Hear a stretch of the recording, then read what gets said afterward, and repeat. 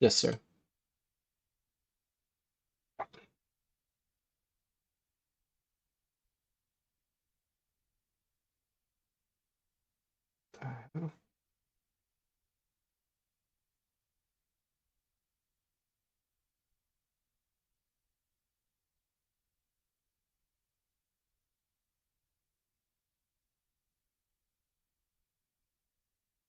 No audio for Seb.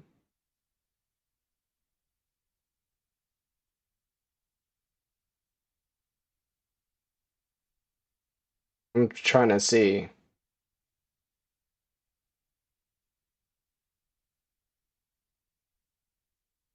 Oh, hold on one second. I think it's on me.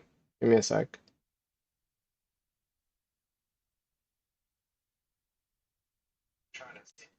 All right. Speak now, Seb. I think that they can hear you.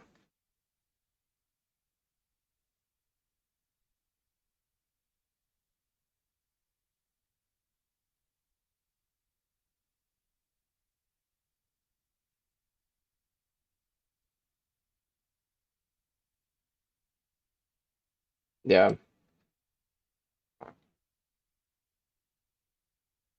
Yeah, I was gonna say I can hear myself.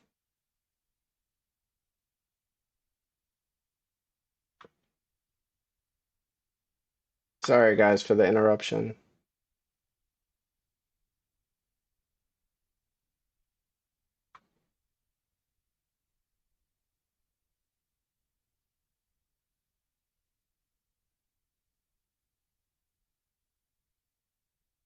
Still no audio for Seb? What? How is that possible? S- It can't, like, hold on. I think I know what's wrong. I think I know what's wrong. Give me a second. Yeah. Keep hearing myself on your opposite end, though. You still can hear me? Like you can still It hear can't, yourself like, through my stuff? hold on. I think I know what's wrong. Oh, never mind. I had the stream playing. All right, never mind. Okay. All right. I think they should be able to hear you now. Give me a second. All right, can y'all hear me now? Can y'all Yeah. hear me now? Yes or no? There. Keep There, hearing yes. myself on Seb your is being opposite end, though. silenced. Can hear Seb, although here is spelled incorrectly. No, I can Can hear you hear you now. now. Yeah, you're good now. Okay. All right. Yeah. Welcome. Hello, everyone, and welcome to another episode of Davy's Dark Tournament, the show where we have you all join us in our Discord voice channel to discuss hypothetical matchups in the One Piece verse. You know the vibes, who you got, what diff, and why. My name is Seb, that is Larry, and this is the DDT. Welcome to TOPT. Yeah, should be a fun episode today, guys. Sorry about the audio issues that just happened, but we fixed them. So let us know if you guys see any or hear anything off going forward so we can make any adjustments, and we apologize for any delay with that. But yeah, it should be another fun episode here today. We have some intriguing matchups. Our first matchup of the evening is going to be a Holy Night battle royale between St. Killingham and St. Somners. I'm very curious to see where we go with that one. I know we've been doing a lot of, regen and emu, um, like regeneration abilities or Gorosei added abyss abilities versus Conqueror's hockey users. I did want to see how we felt about them going up against each other and see how we maneuver that in our headcanon. And then our final matchup of the evening, Mihawk versus Luffy, should be hotly debated. I'm very curious to see where you guys go with this one. I've already seen some debates sparking in the Discord, so that one might get a little more toxic, but I'm here for it. The DDTs are here for fair and reasonable speculation. We scale with the narrative as well, so it's up to you guys however you view these fights. But yeah, I want to see what the debates will be. The first one's a little bit of a test just to see where people are with their scaling and with their how they maneuver, how they think fights will go. You got to describe to me how you think a person will win a fight where basically both people are immortal. So I'm curious to see where we go with that one. And the other one is, I think should be a really good fight just between Luffy and Mihawk. I think it would be one of the best fights you can get in the series to date, or at least right now. Very unique. And then you can't lean on the, oh, he has a sword, therefore he is Mihawk's inferior. Luffy doesn't use a sword. So I'm curious to see how the community discusses that one. But I'm hyped for it. If you guys haven't already, please like the stream. It does help with the YouTube algorithm. And if you want to participate, you have to become a server booster or a tiered member in our Discord. So essentially, anybody at Nakama tier or higher will be allowed to be giving their take on this matchup or any matchup going forward. Essentially, you can also donate your way in via the YouTube super chat method. But if you want a guaranteed spot in any DDT or any call-in stream going forward, you have to become a tiered member of the Discord. But yeah, I see a bunch of people in here, Larry. I know we're live on multiple streaming platforms, so shout out to the YouTube peoples, shout out to the Twitch people, shout out to Instagram. I don't know, where else are we live, Larry? I'm not sure I remember. TikTok, Instagram, Twitch, and YouTube. Yeah, shout out to that. I know we try to bring this to everybody now. If you guys want to participate, join the Discord. I know it's kind of new for us to be live streaming these types of events on these other streaming platforms, but we're glad to have you guys. I know Larry will be keeping an eye out on all the other streaming platforms for us, so shouting you guys out when you comment and when you guys give takes and donate and things. So thank you guys for supporting, and hit the like buttons if you can. But I see a bunch of people in here already. I see the real Nick. I see RDX God, King Luffy, Guy Demon, Twilight Straw Hat. What up, Twilight? Xavier O'Dilly, Andrew C, Henrik Karma, Spider, King Alcazar. Just so many of you guys. Hit that like button if you haven't already. And then we did get a couple Nakamas join the ship on the YouTube stream. So we did get a Nakama in Super Saiyan. What is this? Dodie South Jet? I don't know what this is. What is it? Dodie Southside Jet. Welcome. Enjoy all the emojis. We also got RDX God became a Nakama on YouTube. So that will that's awesome. Enjoy the emojis. And then we got Andrew C, who donated 5 gifted memberships on YouTube. So that will cover 5 people's entry into the DDT.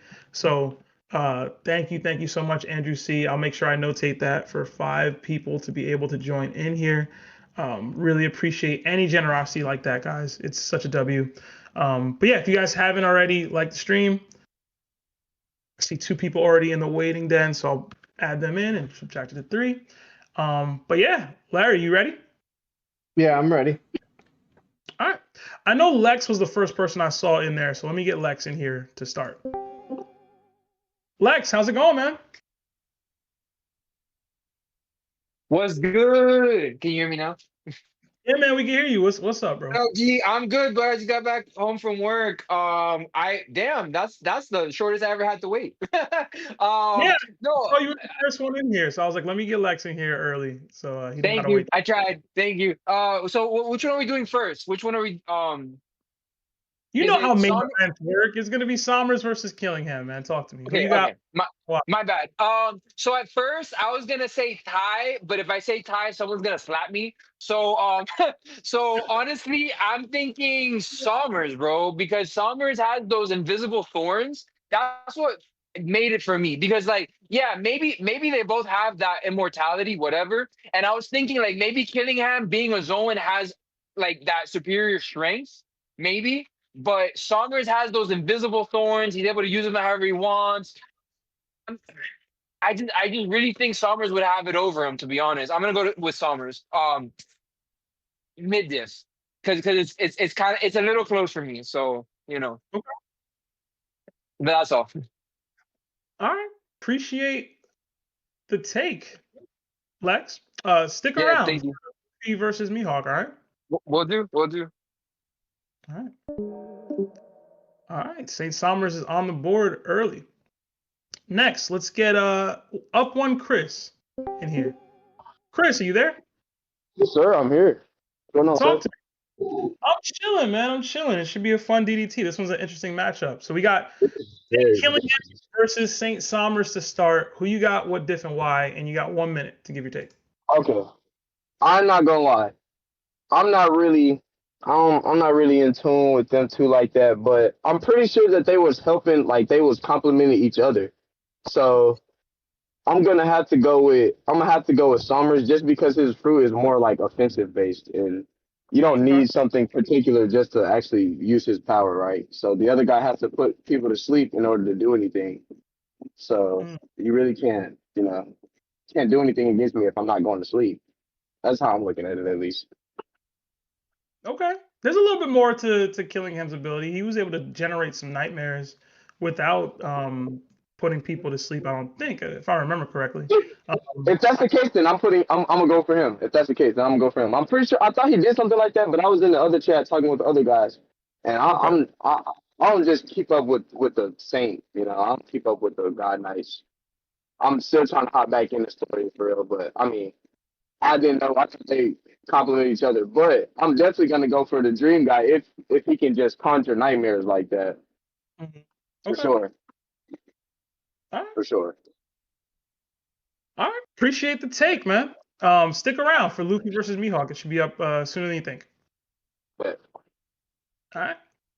All right. It should be 1-1 now, Larry. You gotta switch it up. 1-1. Okay. Yeah, he's to Killingham. Yeah. Just so people are aware, Killingham did put Somers to sleep in order to conjure Salt. Yeah.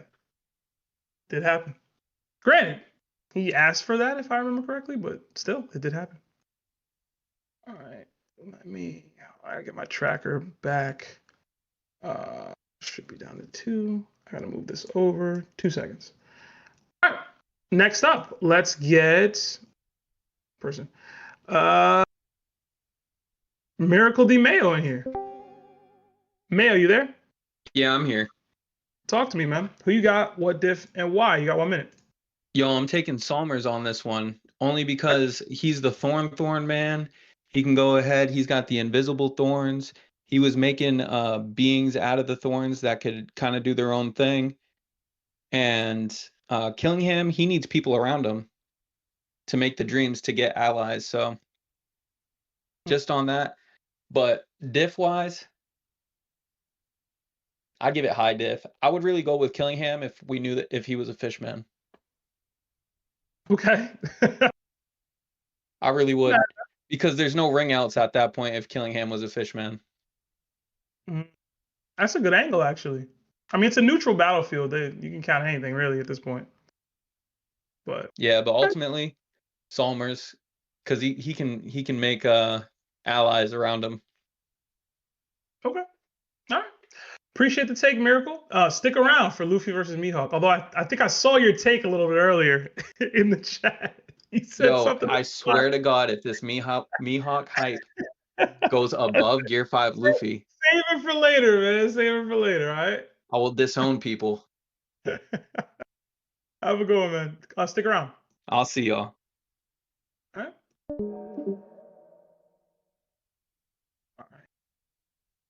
All right. Next up, let's get Magic Wind in here. Magic Wind, you there? Hello? How's it going? Hey, how do y'all do? I just want to give a quick shout out to my coworkers, Peter and Fabian, for putting them on your podcast. I've been listening to y'all on during work, so it's been a lot of help. Shout out to the boys, Okay, man. cool. Shout out to Peter Fabian, man. Thank you. But yeah, I just want to say I got Killingham no diff. No diff. Okay. Diff. That the Devil Fruit's too OP. Okay.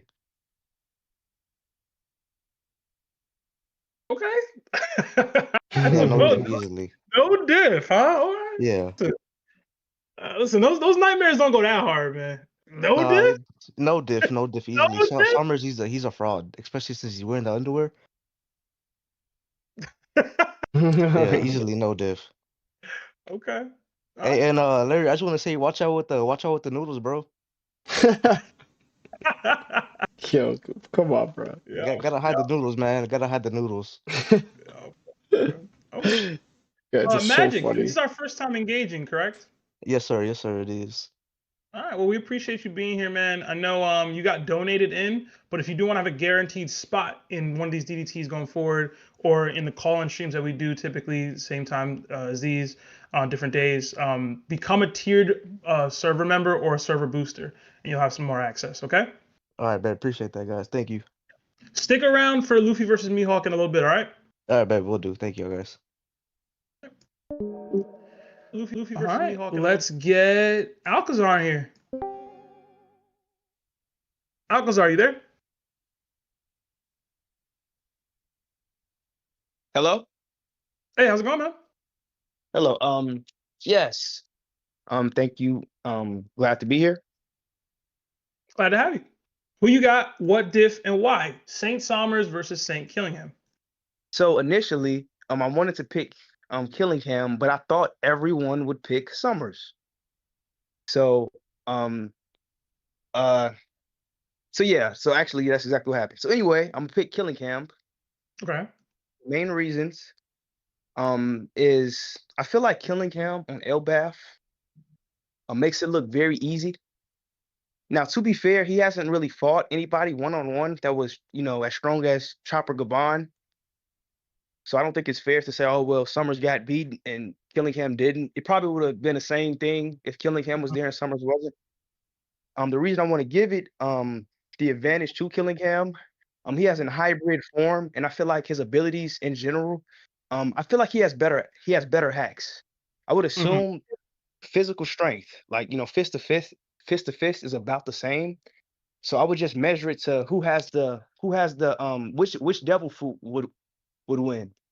And I think Killingham's fruit would win. I don't know what would Somers do against the nightmares, and we know Killingham can revive the nightmares. And Killingham was essentially fighting half the giants alone with his nightmares. So yeah, I'm gonna give it to Killingham. Who do you guys have really quick? Or are you guys not saying? We don't give our takes till the end typically. But I don't know, Okay. Blair, if you want to give your take now, you can, I suppose. Well, like, how are you feeling? Because you might change your mind later. I'm definitely my mind can be changed if somebody makes a strong argument either way. I can be swayed. I think I would have Killingham. I've seen him put Somers to sleep. So essentially his ability works. Whatever you're thinking about, he can make it come to life as long as you're asleep. So when he told Somers, would you like salt on your food? And then Somers thought of salt. Killingham put him to sleep, and then the salt came to life. So if he can do, hey Somers, what's like your worst fear? And then all of a sudden he thinks of like rocks or anybody else, then he could just keep doing that and keep putting him to sleep. That's just my opinion. Keep reviving the nightmares. And the nightmares don't really go away. So I can agree with that too. I think my issue with Killingham as a character, or at least as a powerhouse in general, is that his ability seems to be contingent on some factors. So he benefited from the fact that one, the Elbaf has all these kids that have these dreams or nightmares or whatever, and he was able to recently have them even draw them, right, and then spawn them. If they're just in a fight with one another, does he get the same kind of buff? Like I was really wondering that when I created the matchup. Like if they're just in a fight one-on-one and there's just no people around, can he spawn a bunch of random nightmares that way? Or does he need to have the like surrounding or the additional people around to buff himself? So I was like I'm still in my mind, like I don't know how that works in a 1v1. So I'm like, it's a neutral battlefield, so am I giving him some people? I've already argued in the past DDTs that like Judge should have clones if that's how he fights. Technically, this is how Killingham fights. So I'm like, do I want to give it so that, okay, there's a couple nightmares around and that he can spawn? I'm just I was going to let it play however people wanted to play it out. So that's kind of where I'm at with it. I'm still undecided personally. Listen, man. Yeah, I think I kind of agree with you. The nightmares and how they work would be a big difference. Listen, I seen Somers get bodied by Ray and Gabon. Yo, you scared of somebody, yo? Who'd that be? All of a sudden, I got two individuals who could just fight him nonstop. And guess what? They're not normal size. They're huge. So it's going to come to a point where, like, have you ever tried to fight somebody while you're trying to stay awake? Not a good feeling. So if you consistently have to output a certain amount of energy to stop being put to sleep, then most likely you have more to fight than just putting hands on him. And this is the thing. This is only one part of his ability. You know what I'm saying? Like that he's a mythical Zoan. He could do almost anything at this point that relates to dreams or just putting somebody to sleep. So in Like my a mini opinion, Inu. why would you be able to not do something more? I feel like his Delver power is way better than Somners anyway. 100%. It's a Hmm. dragon fruit. And That then alone. put it this way, if I'm a fishman too, come on, dog. It's just I just feel like he has way too much in the bag right now in order to Way be too under much. Somers. Okay. Alcazar, appreciate the take, man. Thank and you, I guys. Of course. sparking the conversation. Stick around for Luffy versus Mihawk, all right? Yes, sir. All right. We did get 5 from Dizzy. It says, not sure if One Piece characters ever fight other animes, but if they do, I want to see Luffy versus X in 2B Hero X. That fight would be a brain trip. I'm not too familiar with 2B Hero X, but we have had a cross verse DDT before. Yeah, we have. They fought Naruto characters, so it's not something we won't do. It's something we could do, definitely. Have you watched 2B Hero X, Larry, or not? No, I haven't. I think I would like to though. I think just Yeah. expanding the palette seems very nice. It just has to be good, because I hear really good things about it. So I don't really be rocking with anything that ain't good. mm-hmm. I'm gonna keep it a bug. Let's get Creator Keon in here. Keon, you there?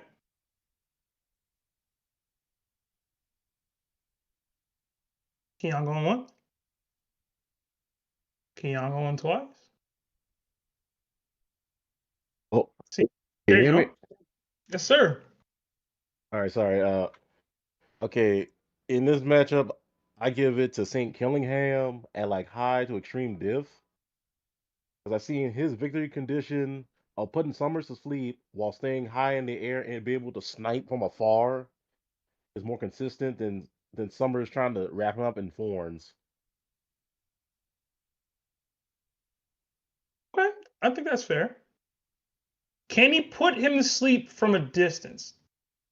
I guess Why is not? my I think secondary question. Why not? I think he did because he did it against the Giants when he was far away that no one else could see him, because like he had to put them kids to sleep so they can start their game.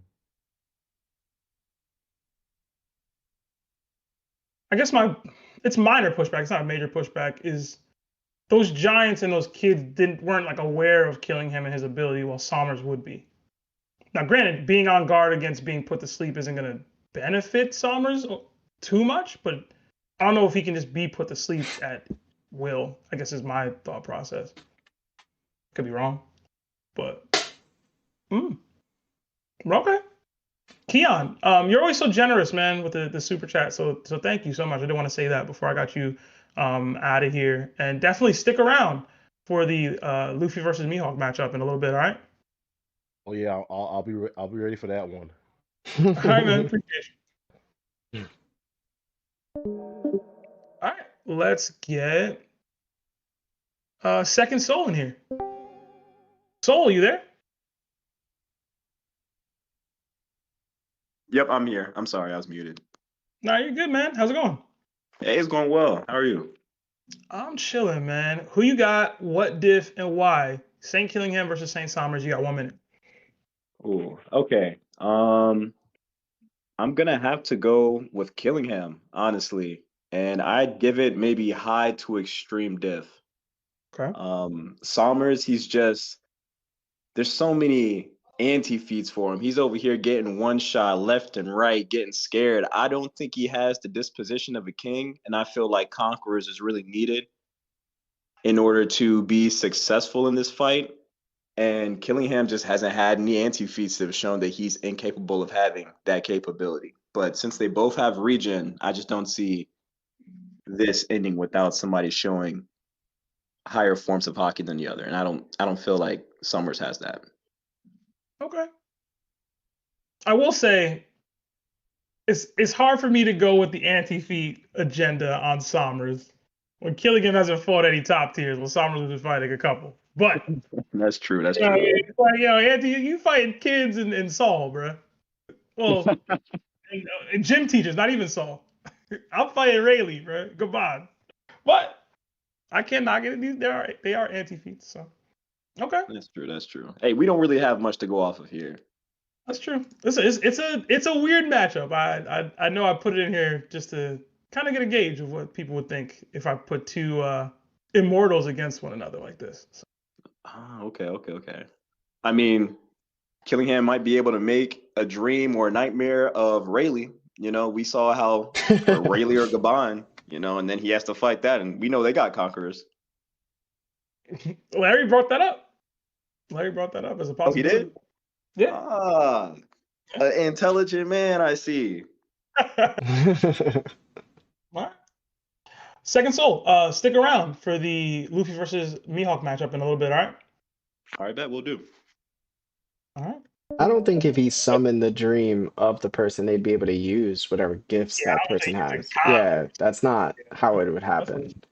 That's it would just much. And Killingham. Listen, bro. You want to talk about he was fighting Rayleigh? Gabon. I get it, but like Killingham was fighting the whole island. Know what I'm saying? Killingham was fighting the whole island while he was trying to burn down the owl house. You feel me? Know what I mean? Like, yo, have my little power, bro, that you can play with, man. To some random giant fodder gym teacher, bro. Listen, bro. Let me put it this way.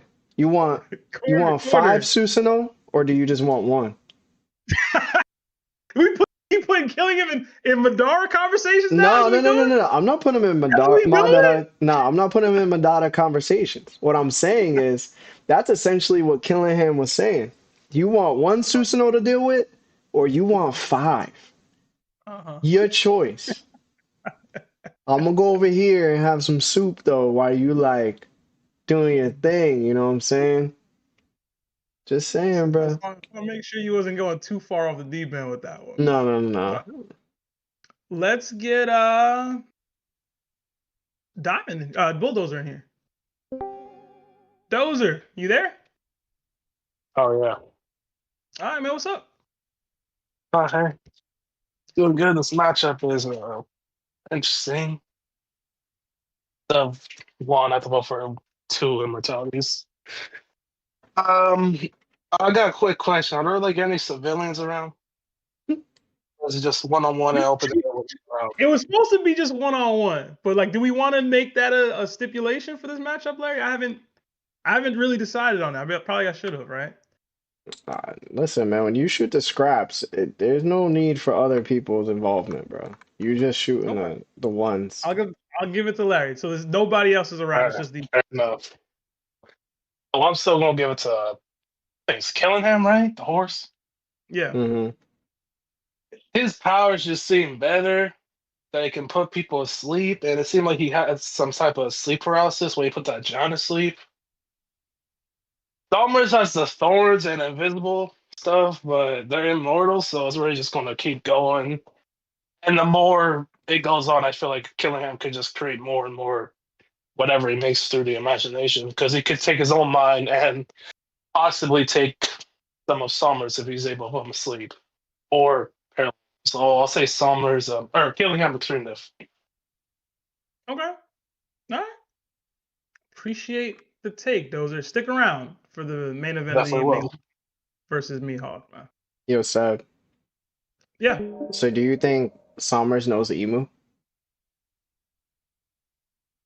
Like personally? Yeah, like he knows Emu exists. Like he's seen him before. I do. You think he'll have an Emu nightmare? That's all I'm saying. Yeah, they know about Emu. Emu pulled up and they were like the great Emu. Like they were speaking of this. Listen, bro. Know what I mean? Okay. Hey, he's starting to pull away, man. 6'3". Let's get Fallen Shinobi in here. Shinobi, you there? Yo, oh yeah. Hey, what's up? How's it going, man? Hey, it's going all right. I was a little a little swayed going into this matchup, you know, especially with the first one. But the guys in the thing kind of, I guess, swayed my way. I'll go for Killingham. That's the dream guy, right? Yeah. Yeah. One guy came back in after giving his take, and he said that you were putting some knowledge on him about kind of the capabilities of Killingham, and it kind of swung my vote. And to be honest, with the regen, what are Thorns really doing? Okay. I mean, really, Wow. and if it's supposed to be a 1v1, this dude can take Somners' nightmares, and then boom, I got another guy. It doesn't matter how strong he is; it's a distraction. He gotta put Somners to sleep first to pull the nightmares though. He can't just pull man. out of that. Just like they were talking about, Somners may be able to make himself invisible if he covers himself in his thorns and makes them invisible. We don't know. And especially with this next matchup, that's what everybody's talking about. It's going back and forth. We got feats versus no feats. We got title versus title. Yoncho versus this, that, or the man. It's all through the air. So everybody's waiting on the next matchup. All right. Well, I appreciate the take, Fallen. Stick around for that matchup. It'll be Oh, here yes, soon. of course. All right. He's starting to pull away for real. 7-3, man. Will Somners make a comeback? Is the question. Let's get Eagles in here.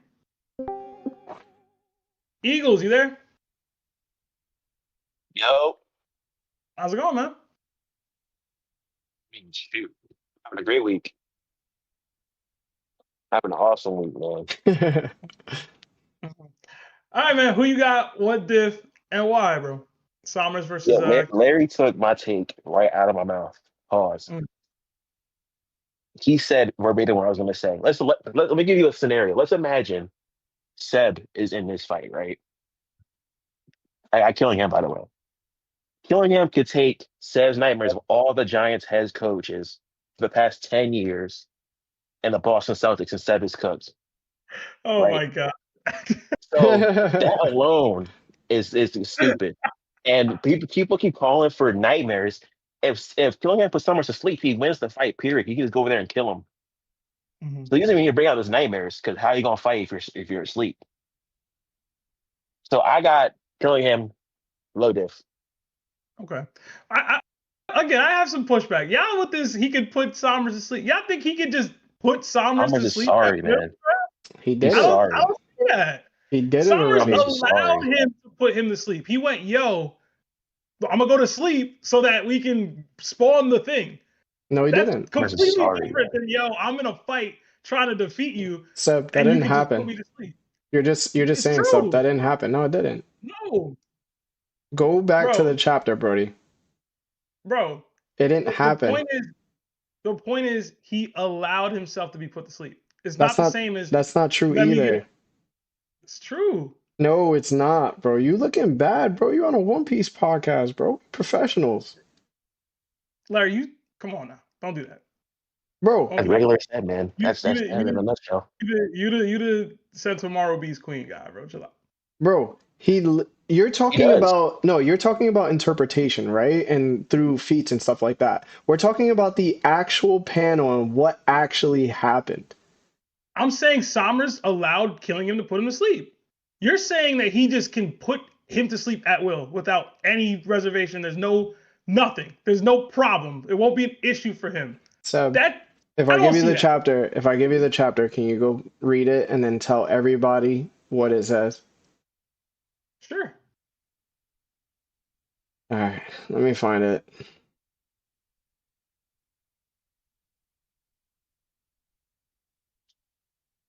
See, maybe I'm in the minority. I'm not of the belief that Killingham can just instantly put anybody to sleep at will. It's different, bro. It's just different. All right, you ready? It's 11:43. In this chapter, right? The Holy Knights are sitting upon a branch, eating food. Sommer goes, the middle one's good, stands out better, makes their utter futility all the more apparent. And then Killingham looks at him, goes, Somers, I need a bit more salt. Somers turns around and questions Salt, and he thinks of Salt, and then Killingham puts him to sleep. He goes into his little thought bubble, takes out the salt, and goes, Somers, you can wake up now. Somers wakes up, and he goes, what about the sleep tids you put out of those brats' mind after he snorted? Yeah, I remember. Okay, so but again, this is not, this is two people eating dinner together. There's no, like, he's not defensive about this, is what I'm saying. If he's in a battle mode situation, he's not just getting put to sleep. I don't believe anyway. Okay, so this is what it's just different. So this is what pushing the goalpost looks like, right? You stated, yes, because you stated that he let him put him to sleep. That was confirmed not to be true. Now it's, if we're in a battle, now he's not going to put me to sleep because I'm going to be on guard. That's more speculative now, right? Okay. Yeah, that's what I'm saying. I can eat that, but to me, it's still the same as far as whether it would happen or not. You know what I'm saying? Like, based on what you're saying, it's fair to speculate that he won. Yeah, at any moment he could be like and put him to sleep, and I don't think that's the case. But I mean, he's definitely sleeping. So.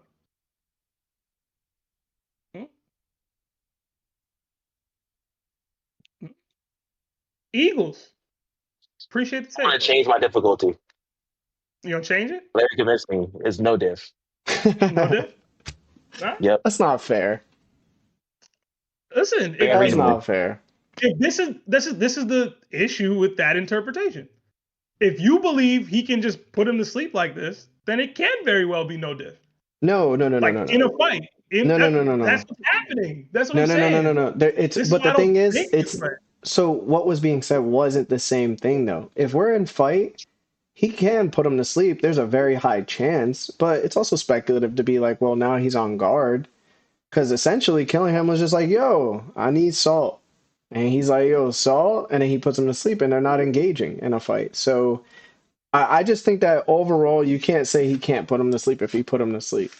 That's the take. I'm not saying he can't put him to sleep. I'm saying it won't be as easy as this. Like, this is... You're saying that now, though. No, from the beginning, I said, I don't think he can just instantly put Somers to sleep. Like, I don't think he can just do that. Yeah, but you got to be, like, engaged in battle. They're in a fight. We're arguing a fight. That's with the territory. Like, we're arguing who would win in a fight. That's the basis of what I'm saying. Yeah. Whatever.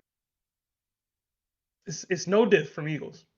Eagles, stick around for the Luffy versus Mihawk later, all right? If this next one is close, we need to do a Discord cleanse.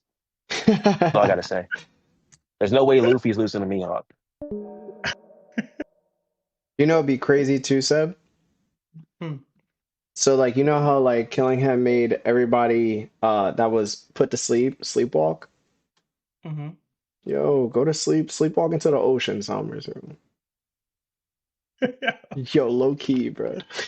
Listen, man, I saw Somers boxing with Gabon a little. No, he wasn't. No, he wasn't.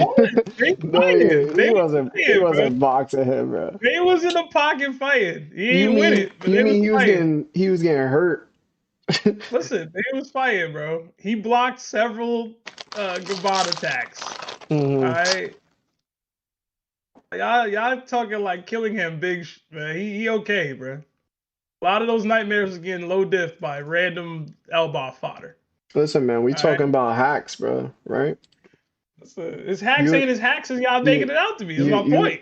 You missed the hacks, man. His hacks ain't that hacks. That's what I'm trying to tell y'all. Mm-hmm. But we got another 2 from creator Keon. Oh snap, Larry pulling receipts. Hashtag oh dang, get it. Hey man, you got me there. All right, let's get another participant here. Let's get Diamond in here. Diamond, talk to me.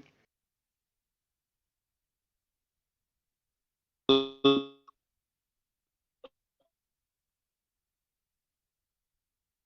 right, hold on. You hearing him? I heard something for a second. Hello, can you hear me? Yeah, we can hear you now. What's up, man? better now? Yes.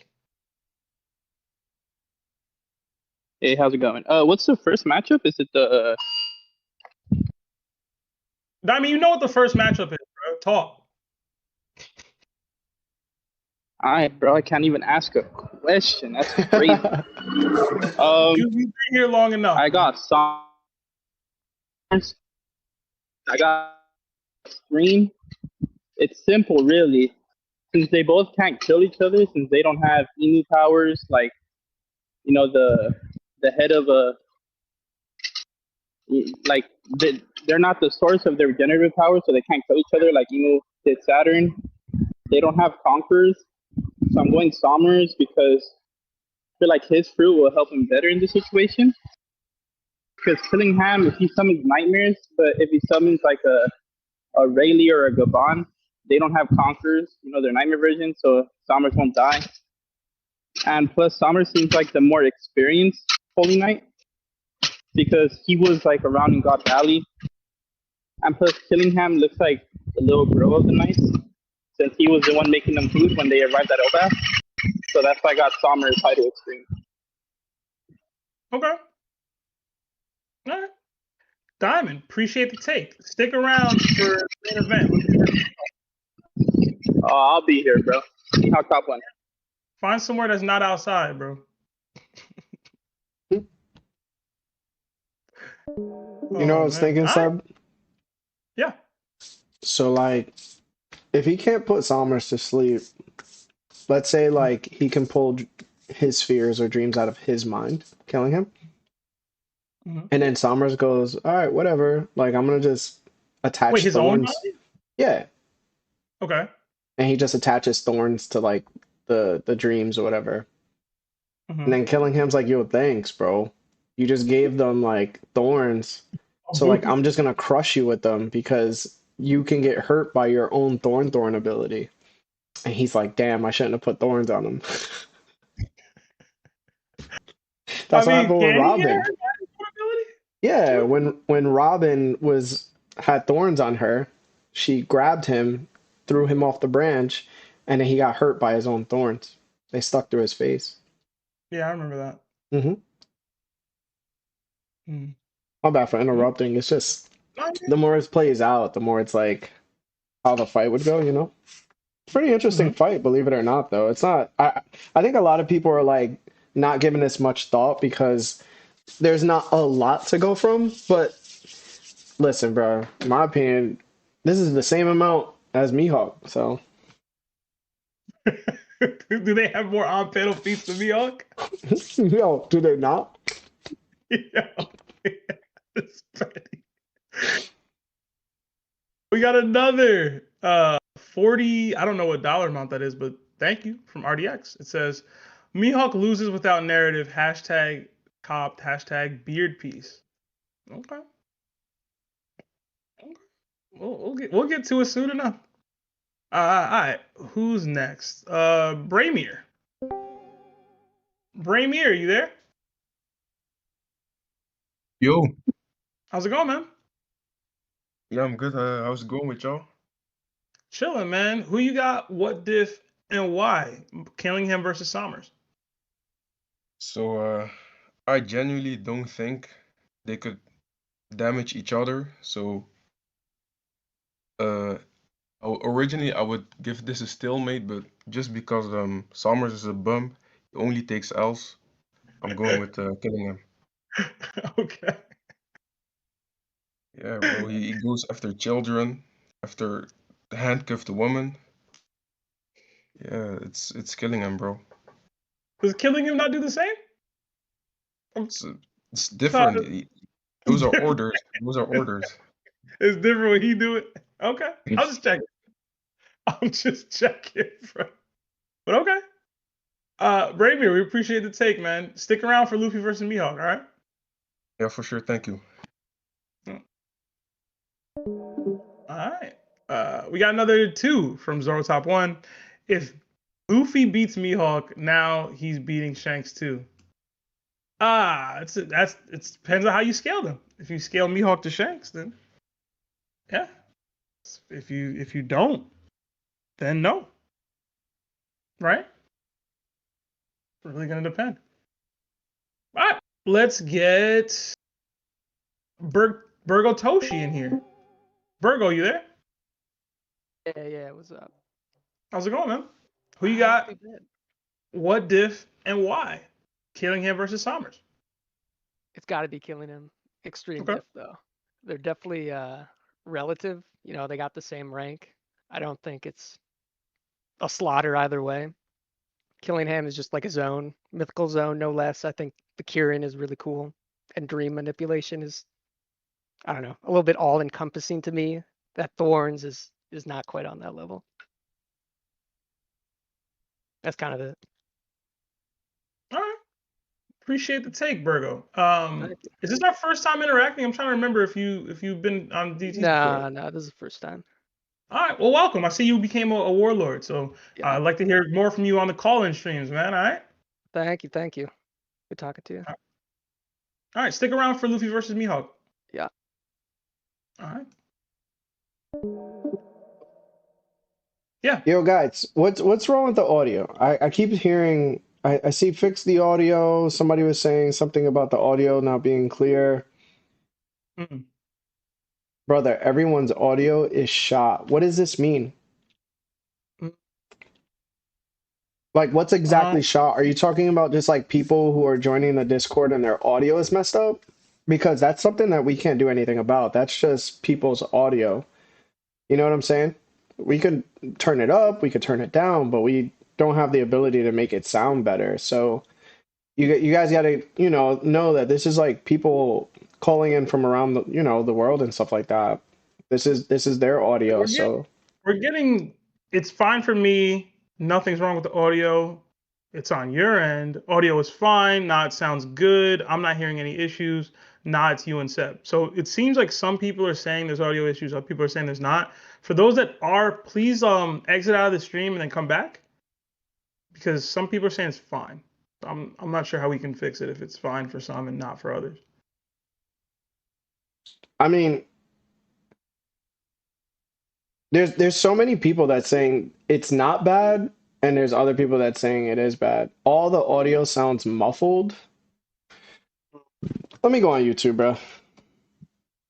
Yeah, I don't have it open. I don't know what it sounds like. Yeah, I'm gonna just go on YouTube and see what it sounds like.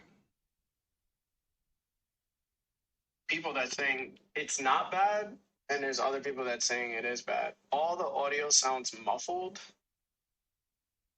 Let me go on YouTube, bro. Speak, Sebastian. Testing. 1, 2. Can y'all hear me? Can you hear me? Is it fine? Is it good? Is it muffled? Slightly muffled? Is it perfect? Audio is perfect. I'm seeing it's little muffled. I'm seeing both things in chat. So, bro, it sounds perfectly fine. Like I'm listening to it now, and you guys could hear it through my phone. Yeah, I don't know, man. Yeah, you sound great. I don't know, guys. Listen, I'm gonna be honest with you. It's either your Wi-Fi or you just gotta refresh, brother. Sorry about that, but it's the truth. I'm listening to it on my phone, and it sounds great. It actually sounds really good. Really good? Yeah, so I apologize if you guys are getting different audio like that. I don't think we got any more super chats, so let's get to the next. Oh, actually, we do. We got 35 Czar from Mr. Mo. It says that chop bum Somners goes extreme diff with Chopper. Hashtag Larry bust it down nice and slow. Okay. Dude said audio is fine. Y'all still bald though. Can't escape it, bro. We got hats on, man. I'm not bald, man. There's hair here. Okay. All right. Who is next? Let's get Sturdy in here. Sturdy, you there? Yeah. Who you got? What diff and why? Killingham versus Somners. I'll be honest with you. I know little to least about these particular characters. I think I have Sommer, high diff. I don't think either one is like clearly stronger than one or the other. It's just more so like, can you give me a crash course on their abilities again? And what we know of, because I was just in a Discord asking about it. I was like, do we even know the full abilities of both these guys? But y'all be coming to these DDTs unprepared, no research.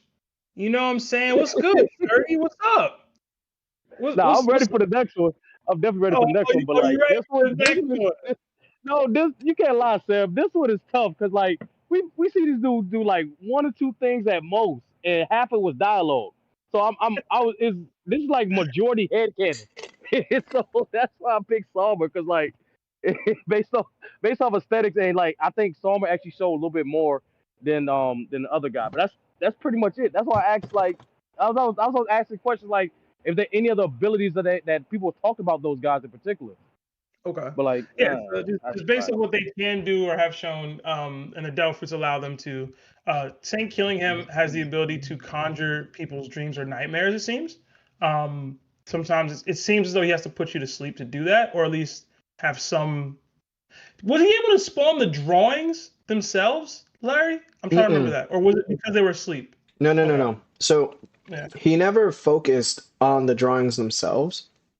The teacher was already having a conversation about their ideas. So whatever was a fear for the kids, that ended up spawning because it was like the salt idea, right? Somebody says salt, you think of salt, it appears from your dreams. Basically, whatever they drew, he didn't have control over, but he took over the idea, which was the fear of the drawing. Okay. Yeah, but it seems as though people have to be sleeping for him to spawn their nightmares in that way. It remains to be seen whether he can spawn his own nightmares or things that he fears. Larry, I think, argued that that's a possibility. And in DDTs, we do allow for fair and reasonable speculation. And Somners, he basically has thorns. Like he can spam and utilize thorns.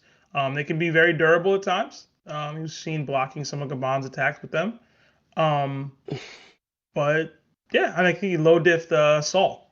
So yeah. And Robin, technically. So so basically it's Wild Thornberry versus Jigglypuff, a Nightmare Jigglypuff. That's basically what we doing. Like I said, if we show that he has the ability like Jigglypuff to like force other people to go to sleep and then it can go like that, then by all means. But it's like it appears he doesn't. That's why I picked Sommer, man. Like I feel like his ability is a little more how can I put it?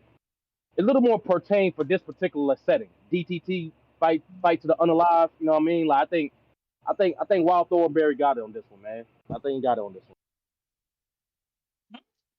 Sommer's on the board. Sturdy, it sounds like you're ready for the next matchup, so stick around for that one, all right? You know I will. Seb, before you move on, yeah. I want to encourage, right, that the matchup might not seem interesting because it's like not characters you are looking forward to discussing. But I will say, when there's people like this with interesting abilities and the things that we've seen so far, it leaves it open for no guarantee.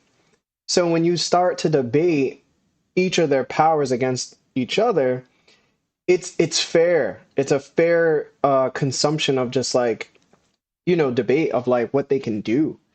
And it's not like arguing Luffy because he has Gear 5 in the pocket or arguing about Mihawk because he's the world's strongest swordsman.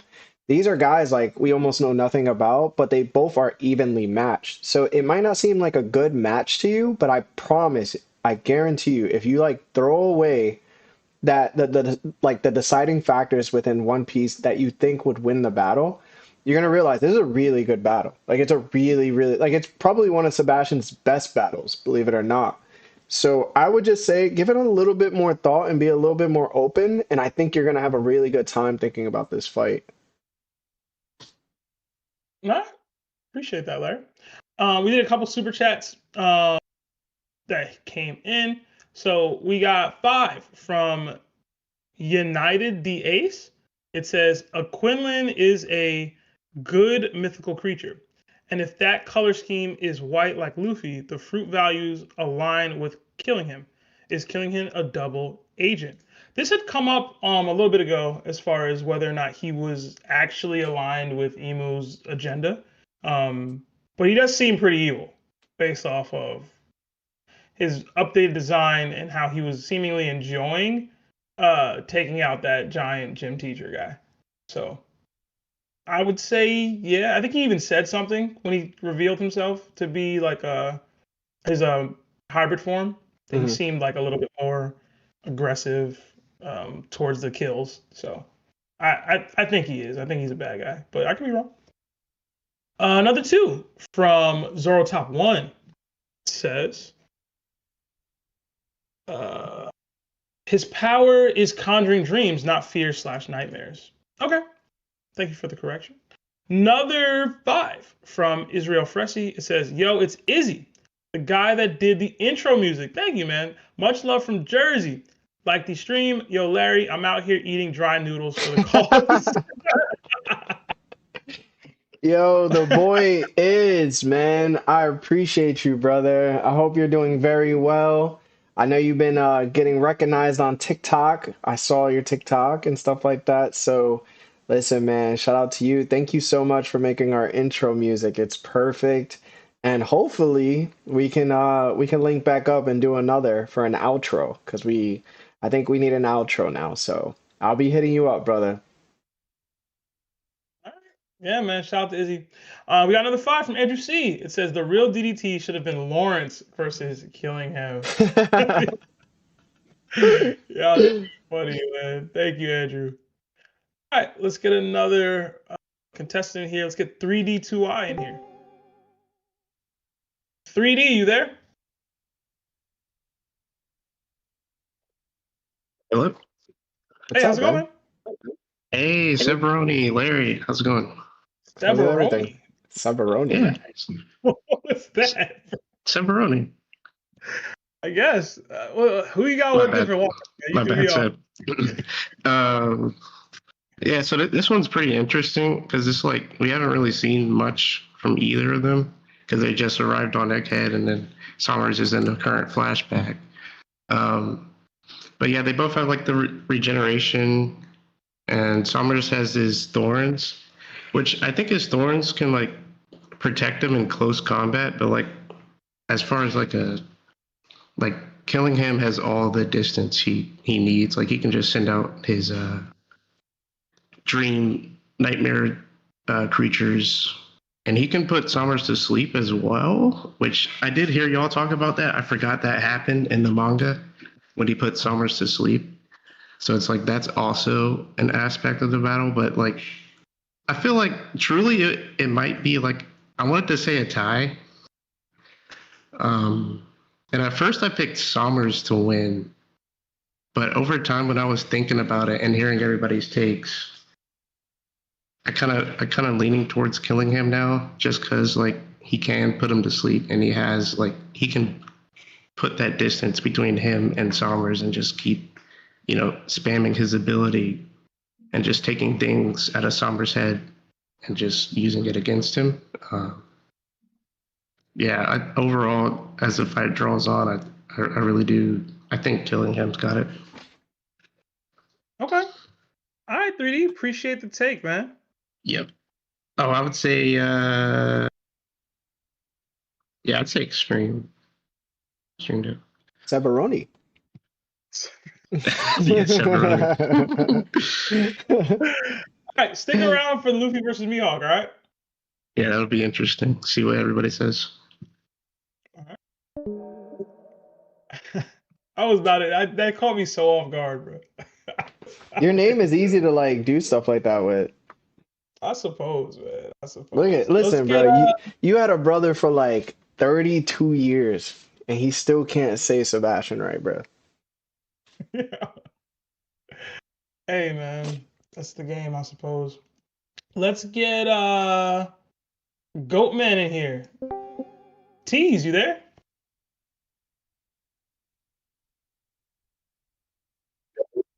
Yeah, man. What's going on, bro? It's been a while.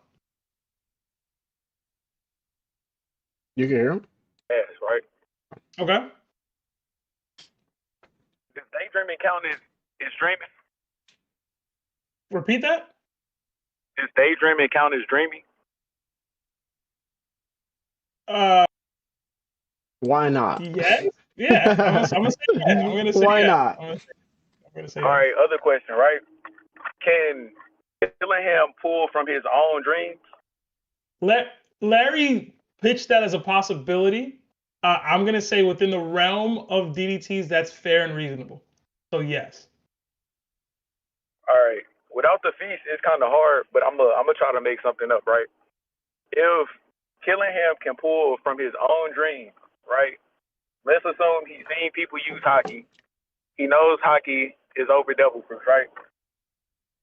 What if he just pulled like a hockey coated fist out his dream, and he just used that to block anything Somners do? Or if Somners try to use his thorns as like a shield or a barrier, he used the hockey and punched through it, right? He on Elbath. He with Gunko. He saw her do the Emu Conqueror's Hockey Blast, so he could pull that out, use a little bit of Conqueror's Hockey, right? I feel like that's the only way he'll really be able to do something against Somners, because I feel like Somners would be more of like, he have the edge as far as like attack and doing physical damage without killing him, like pulling something out his dreams, right? But let's assume that Somners was watching Larry's reaction and he saw Larry throw the raw noodles against the wall, right? I think about it like 3-4 times a day, and I'll be caught off guard. So if he catch Somners slipping thinking about Larry and the raw noodles that he had in his room for some reason, he might be able to pull that. Let's assume Larry has some high attack power behind the throw of the noodles because he broke the bag open. If he pull that from Somners' dream and throw it right back at him, killing him mid-diff.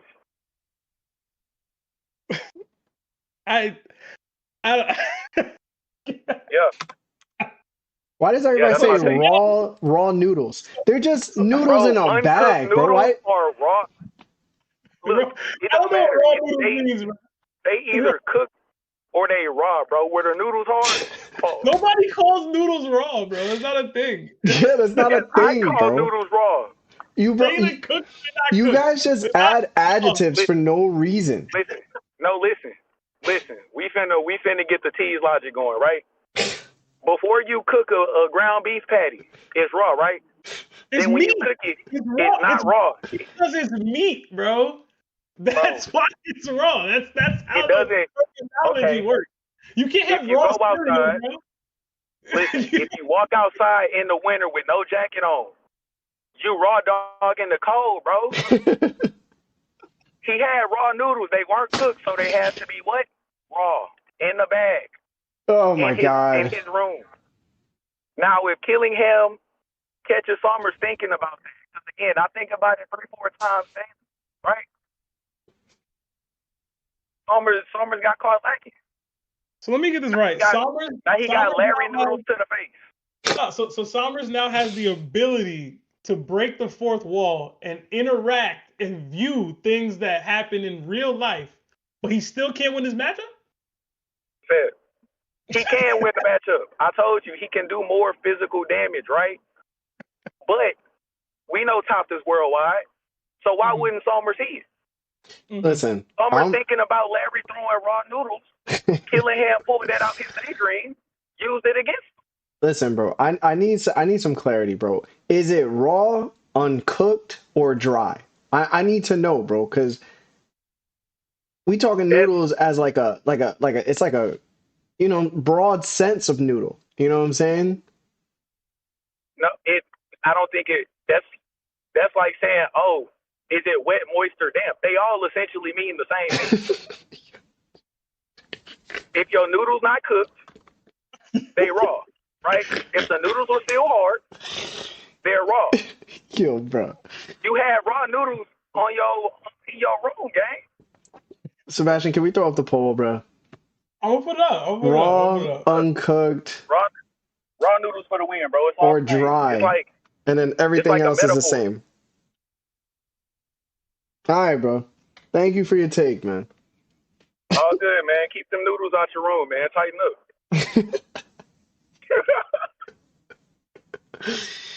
Yo, bro.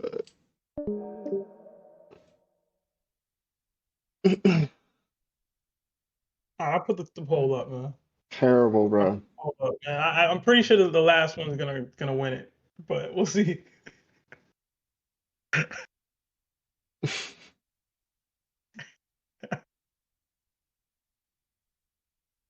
Yo, y'all too funny, bro. All right, we did get another couple super chats. 2 from Creator Keon. We going crazy in the VC. Hashtag pray for sanity. Hashtag oh boy. Yeah, I feel like it's all gonna be anticipating that next matchup. And then another 5 from Andrew C. As a proud Italian man, eating the pasta like that hurt my soul. Not gonna lie. Hashtag Larry's Noodles merch. You do need noodles merch on the way, bro. Oh my god, bro. Oh, I just thought they keep saying they were in your room. That's so funny. Yeah, like this doesn't look like a room, bro. Like it's not a bedroom.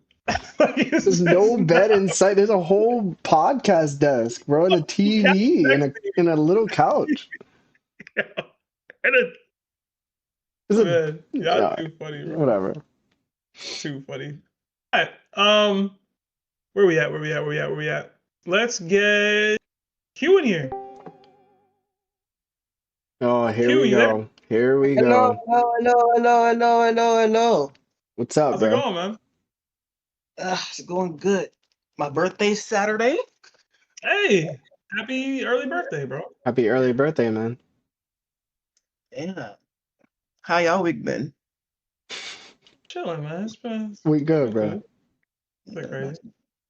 Alright, so we got Thorny Man versus Drago Man. And to be honest, I'm gonna go with Drago Man just for the one reason. His powers is your fears become reality and they become real. If I was fighting someone like that, I wouldn't want to fight someone like that because the worst thing that you fear will come for you. And that's the worst What you possible fearing, outcome. bro? I was going to my joke answer, but I was like, nah, I don't want to get y'all in trouble. My fear, I fear Komodo dragons. And if I had to see a Komodo dragon, I'm running away. Like, if I gotta, like, that's what I say, like, would you want to fight your fear? If it's something that you're afraid of that you know you wouldn't fight if you've seen it in real life, would you want to fight it? No. So what? So and like, dude has thorns. Come on, it's thorns. This little prick on your finger or your body, yeah, it's gonna hurt. It's gonna sting. Put some lemon on it. But if you fight your worst fear, and your worst fear is something you don't want to fight, why would you want to fight a person that can make your worst fears become real? Yeah. Okay. So I'm going with the Mr. How do you? I never got his name right. How you say his name, Seb? Killingham or Quillingham? Killingham. Killingham. Okay. Killingham. I'm going Mr. Killingham. Q, stick around for Luffy versus Mihawk, right? Oh, they're arguing about that in under. They are. It should be an interesting one, man. We'll see. Yeah. All right. Guys, just heads up, we don't curse on stream because we're on streaming platforms, and that puts our YouTube because Twitch you could do it, but it puts YouTube into an 18 plus category. So videos like this don't get shown off to a lot of people. It actually puts a limit on its engagement rate. It kind of gets like shadow banned, so just try not to curse. Watch your mouth. All right. Let's get Titan in here. Titan, you there? Oh, I was having a conversation. All right, that's fine. Hold on, let me find. We can bring you back, bro.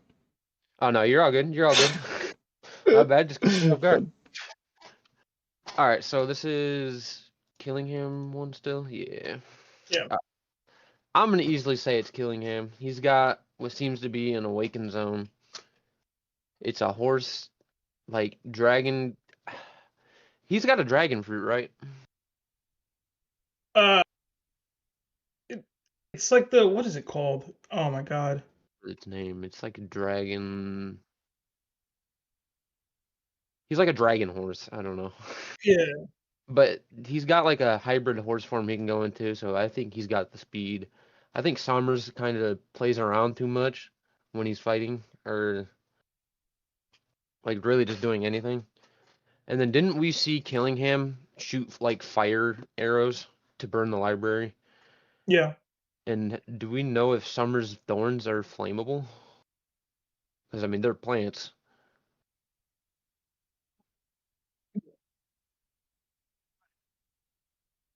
Right. Well, I'm I didn't just know if he saying. just like imagination or something like that, because he kind of can Yeah. just do that. Right. So I mean, I don't know if Somers' thorns are flammable. I feel like they should be. I feel like just killing him has more, and he can also just make an army out of nightmares. Okay. I'm sure he can find something. He probably knows what Somers is scared of.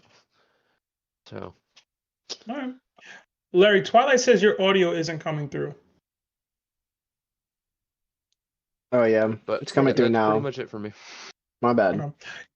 Appreciate it, Titan. Stick around for Luffy versus Mihawk. We'll probably get there sooner rather than later because it's almost up 10 right now. So we'll see.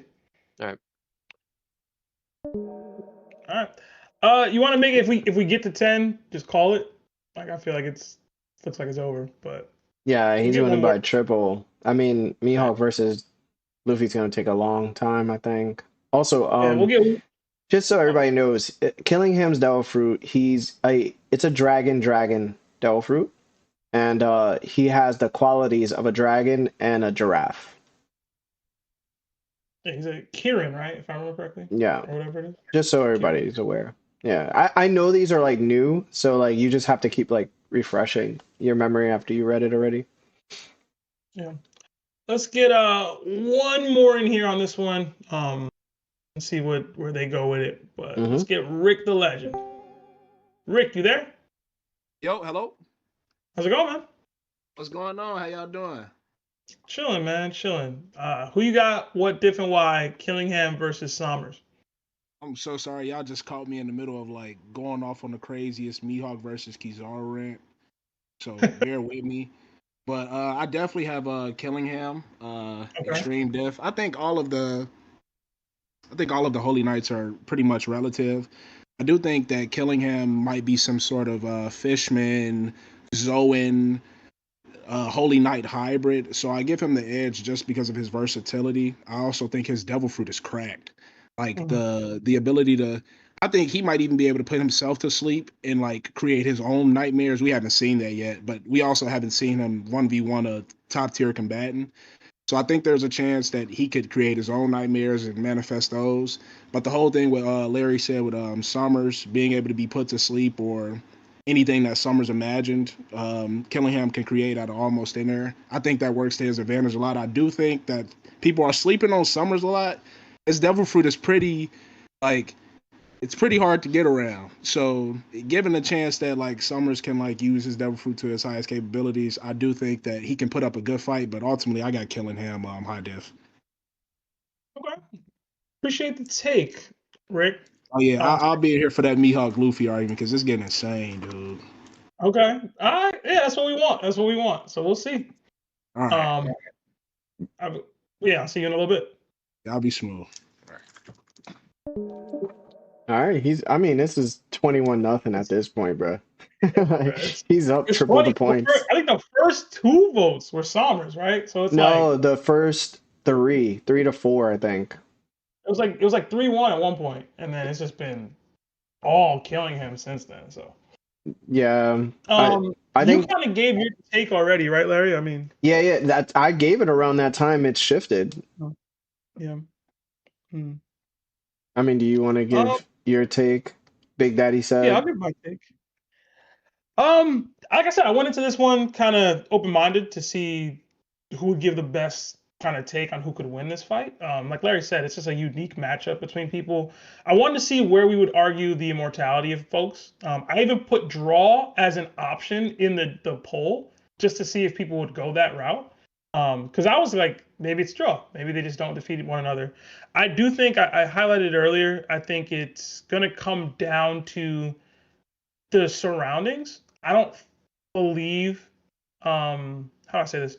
I don't personally believe that Killingham can spawn dreams from himself.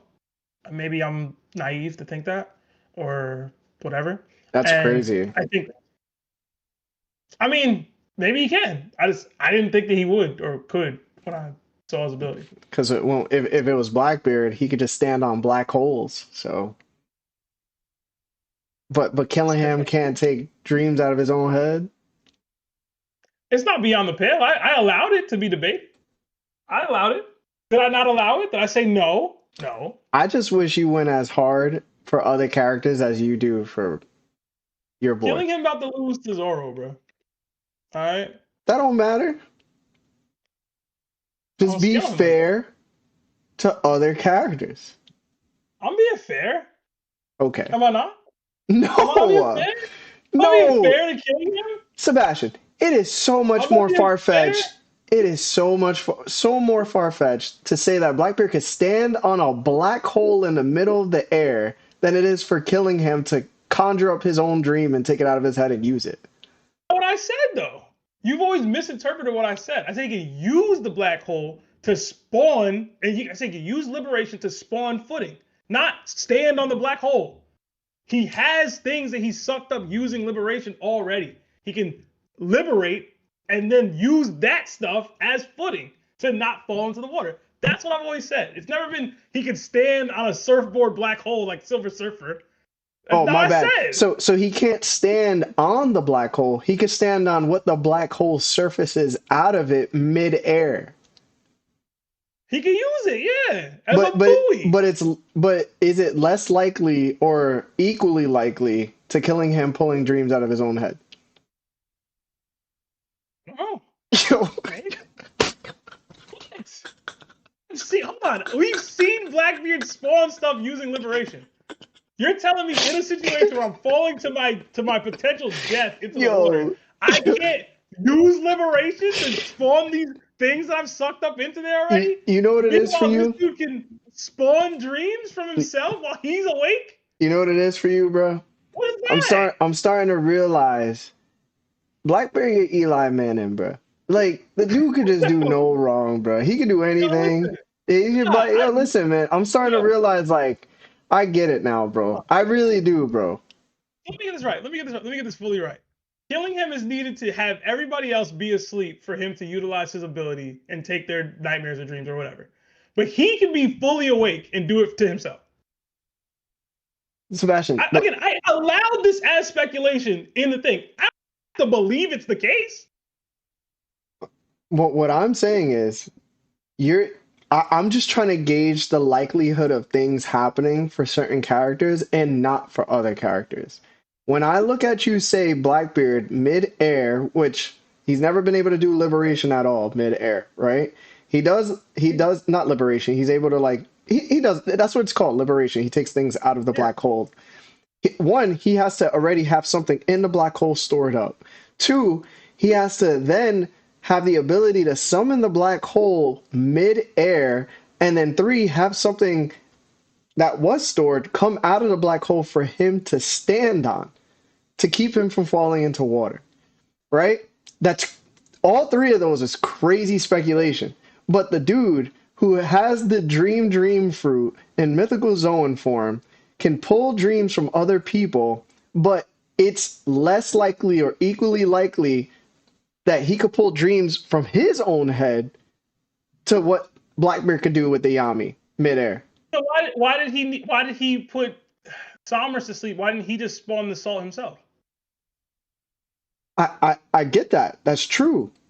But the thing is, it's like, bro, come on, bro. If we're talking about likelihoods, bro, like, come on, dog. Like, there's no way.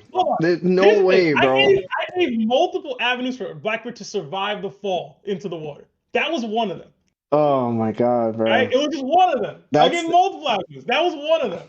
But I can't wait to tell the twins, bro. I don't do that, bro. This is crazy. I can't wait to tell the twins. Because they're going to look at you the way I look at you, bro. They're going to be like, yo, come on, dog. I don't think they're the same. I don't think they're the same. Like, put it this way. Killingham most likely ain't even awakened right now. But if he went into awakening mode, I could assume he could just take dreams out of his own head if he want to, right? That's way more fair speculation of a less impossible outcome than what you're saying with Blackbeard. Is Doing what it? he can do mid-air. Like, I feel like the utility of what I'm asking, or what I said Blackbeard could do, is very much not that crazy. It's just not. It's just not. It's just not that crazy. Seb, one, we can't even, we have to speculate that Blackbeard can keep things in the Yami itself when it uses its power. Because the only time we've ever seen Blackbeard do it, right? He sucked up the whole town and immediately spit it back out. You're saying this dude just has an inventory now that he could just summon at any point. That's never been the case. So that's already a high speculation. Granted, can it happen with the awakening of the Yami? Probably, right? But now we have to assume that the dude has awakened a devil fruit, that nobody with a Logia fruit has been confirmed to be awakened. So Didn't it's he do that speculation inception, bro. Didn't he do that Impel Down as well? I don't know how long it took him to liberate from the time he sucked the people up at Impel Down, but No, he did at Marine Ford. no, he did liberate. He did it at Impel Down, right? When he first got there, he sucked all those people into the darkness, right? And then he walked to the door and broke open the door. I don't remember exactly when he released those people, but it wasn't like the next moment or the next move that he did like it was with Ace, right? Like, Yo, but even then, we still have to speculate. He could just keep things in there, and then whenever he wants, a week later, he can just summon it. Like, what? That's beyond the pale, though. Like, I don't know how that's beyond the pale. Hold on. That's crazy, dude. Hold on. That's speculative, right? But it's not crazy until we go, yo, Blackbeard mid-air, Yami's, whatever he's had stored for weeks, summons itself through the portal mid-air, and now Blackbeard can stand on the hole with the object he summoned. You say the hole. I said the thing. What, but when we go, yo, Killingham, yo, he could take dreams from other people and make them real. But like, it's highly unlikely he can't do it to himself. It's like, you see how much more simple that sounds than Yami, storage, summon, stand, mid-air, like. Okay, so if this is literally if he can spawn his own dreams or nightmares or whatever, then he goes out of his way to do a lot of fuck shit. You know what I'm saying? Like, he just does. Like, if that's the case, if he can do that the way you're suggesting or have been pitching, why are we making kids nightmares? Why are we doing any of that? I can just pull the random dreams that I have at any moment and have that be the thing that I'm using. I can dream up whatever. I can dream up Nika. I can dream up Emu. I can dream up Kaido. I can dream up Gold Roger right now and go, here we are. Yeah. Roger's here now, and you're fighting them. Why am I relying on little kids' dreams and nightmares? Why am I doing that at all? It could easily be as this. They're just not as strong as somebody else's dream. Some little kid's nightmare is stronger than my dreams now? Yo, it could Why? be. It could be that there's a strength level that comes from somebody else having the dream. And that would maybe that's the case. What I'm saying is you're asking me to say that this is like likely. You know what I'm saying? I'm saying it's way more likely with less complications, right, behind Killingham doing that than it is Blackbeard doing all this crazy speculative stuff just to stand mid-air. Because I don't think it's that crazy. personally, this way, if you named any devil fruit user, literally anybody who has a devil fruit, odds are you can come up with a way not to fall into the ocean from the distance that Blackbeard was falling into the ocean. I just gave you utility that he would have because of what I've seen his ability to do. The falling into the ocean isn't like, I think it's crazy for people not to fall into the ocean. It's just not that crazy. Big Mom was falling into the ocean. She used her utility to survive it. Like, it's just, that's how devil fruit users work, bro. It is. This is just how I pitched Blackbeard could survive that moment. If Killingham was falling into the ocean, I would pitch whatever he would need to do to survive that. That's how falling into the ocean in One Piece works, bro. But if it's too much glaze for me, I get it. I didn't think it was that crazy. The pulling of the own nightmares or dreams, I'm like, okay, it sounds great. Why you ain't do that then? Like, there's so many opportunities for him to do that. He didn't do it. But maybe he can. Maybe he can. The same way Blackbeard didn't. Mm-hmm. Okay. Okay. Okay. Same logic, throwing back at you, bro. No, it's fair. I'm just saying, to me, it wasn't that crazy. As far as who I got, I'll go Killingham. I think people made the best argument for him, and he just has better win conditions in this fight. So I know it's a simplistic view, but it is kind of true. We have seen him on panel knock out Somners, so at the minimum we know he can do it. Whether he can struggle, whether he would struggle doing so in an actual one-on-one fight is one thing. I do think the utility of the Devil Fruits is different, which was going to be the argument I made for Somners, as far as if there aren't people around to pull nightmares from or dreams from, does that make Killingham a much weaker version of himself? I think it does. But the argument of him pulling dreams from his own mind, it's fair and reasonable. So, I'll go Somners just because he was who I was leaning towards. But if there are people around to pull nightmares from, I will go Killingham. So, I kind of whatever. Let's get into our main matchup of the night, which is going to be hotly debated. I can already tell. We'll see. Luffy versus Mihawk. Larry, do the thing with the setup. And then I think we did have a request from Miracle D Mayo to go first because he has somewhere to be. So we'll get him in here to start. All right. Let me close this one out. And guys, if you haven't already, please like the stream. It does help with the YouTube algorithm, as well as any of the other streaming platforms that we're on right now. Please hit the like button or whatever the equivalent of it is on that streaming platform. And thank you for tuning in wherever you guys are. But yeah, let's get Miracle in here. Mayo, you there? Yeah, I'm here, bro. All right, man. Talk to me. Who you got, what, diff, and why? Luffy versus Mihawk. I'm about to get super disrespectful. Okay. It's Luffy. It's the future Pirate King. Uh-huh. It's going to be mid-diff. He's putting Mihawk in a pack. He's making Yuri a toothpick. He's flinging it. It's no more. Luffy has better hockey. He's got advanced forms in all 3 types. He's got Gear 5, Toon Force. Like, what is Mihawk doing to all that? His feats are off panel. He's got a made-up title from somebody who gave it to him. We don't know who gave it to him. It's Luffy, dog. It's Luffy. Right now. It's mid-diff. Like I said, Yuri, toothpick to Gear 5 Luffy. Okay. The saying the name of the sword wrong is crazy. But it don't matter. It don't matter. Yuri, bro. It's Yoru.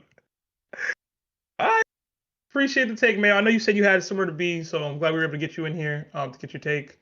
But appreciate y'all. Luffy. All right. They said, Zeb, did we see Mihawk in the mural? Y'all too funny, bro. What's wrong with y'all, man? All right. Let's get some people we didn't see yet. So let's get Squid in here. Squid, you there?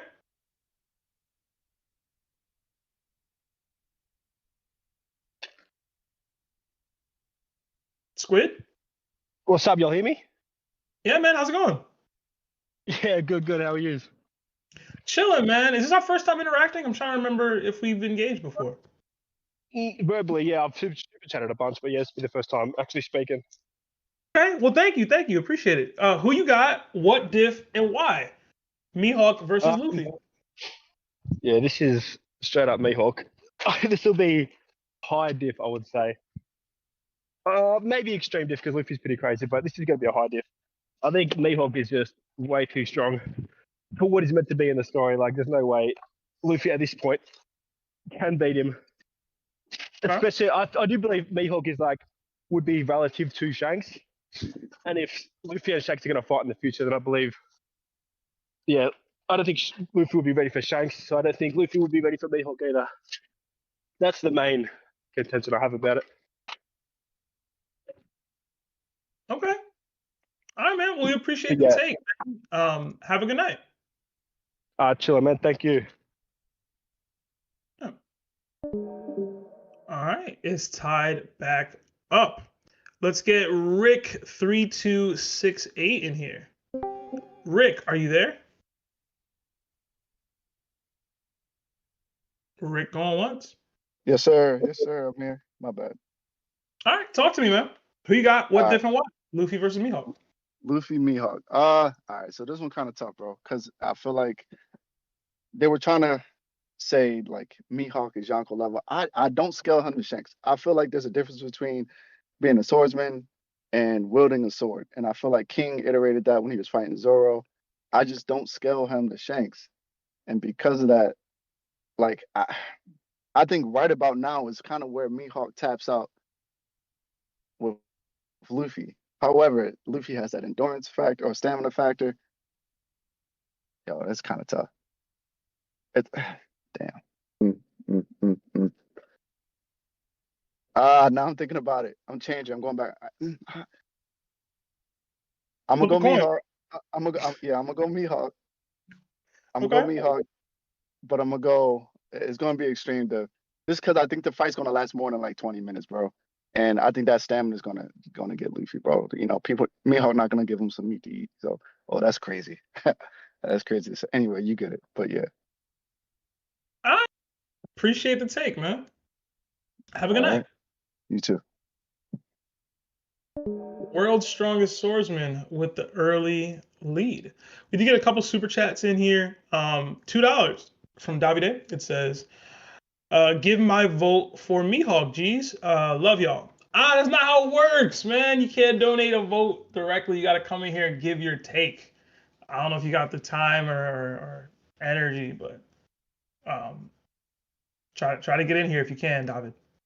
Another 2 from Micro Drac, Big Slime. Next top 30, is it a gap between Emu and the rest? Yeah, probably. Absolutely. Yeah, I mean, unless it gets real different in this God Valley flashback, I'm gonna go yeah, bro. I'm gonna go yes. All right. Let's get who hasn't gone yet. I think everybody's gone. All right. Let's go up the list then. Let's get Up One Chris in here. Up One, you there? Hello? Hey, how's it going, man? What's up? Chilling, man. Who you got? What diff and why? Luffy versus Mihawk. I got Mihawk, bro. I ain't gonna lie. I put Mihawk maybe. I'll put a high diff. Mihawk. High diff. Sure. Okay. Yeah, because I mean, just looking at the matchup, Blade versus Rubber.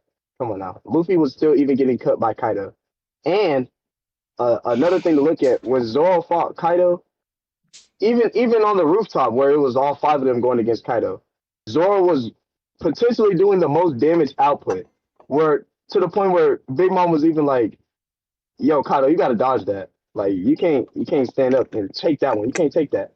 So with that attack and then Zoro going into Oscar mode and actually scarring Kaido, I think if Mihawk was the person up there, or if Mihawk was to fight Kaido, I'm not saying he would win, but I think he would do more damage. Okay. Then, you know what I'm saying? He just has more damage potential. Whereas Luffy had to, fight him 5 times, Mihawk would have probably fought him the one time and maybe won or maybe lost. But the damage he would have done to Kaido would have put Mihawk in Kaido's brain like, all right, bro, this is you up there with some crazy people to even hurt me like that. That's how he was looking at Zoro, like, dang, I can't believe you just cut me like this, So I'm putting Mihawk up there. Okay. All right, man. I appreciate the take. Up One. Have a good night. You too, man. Y'all gonna make Larry crash out, man. Y'all gonna make him crash out. You added that vote for Mihawk, Larry? I think, yeah. Yeah, it's 1-3. I added it in the beginning. We got another 5 from Abhinav. It says Coughing Baby versus Hydrogen Bomb. Mihawk slams mid to high diff. Okay, he's got the early lead. Told you. He's got the early lead. I told you it was gonna be like this, bro. Second Soul in here. Wait, did we get Titans take already? I don't know. I don't remember. Damn, I don't remember. All right, either way, I don't think we got Second Soul. Second Soul, you there? Yep, I'm here. All right, man. Who you got? What diff and why? Mihawk versus Luffy. So right now, I would have to say I'd have to give it to Mihawk. Probably high diff. And that's only because we know that Luffy's hockey mastery isn't at the level that it needs to be right now for him to fight the very highest echelon of fighters in the end of the series. And we know from the past that Mihawk, he has sparred with Shanks, and that we know that he has a certain level of hockey mastery to be able to do that, because Shanks is obviously that guy when it comes to hockey. Okay. All right. Appreciate the take, Second Soul. Have a good night, bro. You too. All right. Mihawk starting to pull away. We did get another $5 super chat from Batman Goaty. It says, if Mihawk's strongest swordsman title means nothing, then so does Pirate King. They're both arbitrary titles given to them by no one. Hashtag all titles matter. So was Kuma a tyrant? All titles matter, bro. Was Kuma a tyrant? I just need to know. Because if Kuma was a tyrant, then that means his title is true, but what we've seen wasn't true, right? And then the aspect of one is based on strength, one is based on achievement, right? So, I don't know, man. There's a couple more titles out there that were pretty fake. We could keep going down the list if you want. Larry, I gotta ask you, should I mute myself on the Streamlabs or No. not? No, you're good. Yeah. Okay. Because I noticed that when people were talking, the mic was coming up or coming in from the Streamlabs as well. I don't know That's if it's on picking your up or not. end. You're not streaming it. Okay, cool. Yeah, you're good. Next, let's get Rick the Legend in here. Rick, talk to me, man. Yo, what's good? Y'all keep catching me in the middle of going crazy on people. I heard my mic in the playback. It was pretty low. Is it better now? No, it's fine. All right, we on Mihawk versus Luffy now, right? Correct, man. Who you got? What diff and why? 1 minute. Oh my goodness, I have Mihawk high diff. Okay. And I also want to start off my premise by saying I think it's very unfair for y'all to put one of the most hated characters in One Piece against the MC. I think it is extremely unfair because of his fan base and how crazy they can be at times. I agree that Mihawk fans are some of the worst people to ever have a conversation with in regards to One Piece. But I do think respect needs to be had on the world's strongest swordsman. I was asking this in the Discord a lot about, instead of it being Mihawk versus Shanks, Mihawk versus Luffy, who would you have, Shanks or Luffy? And a lot of people lean towards Shanks. And go back to asking them why, and it's all of it is hockey based.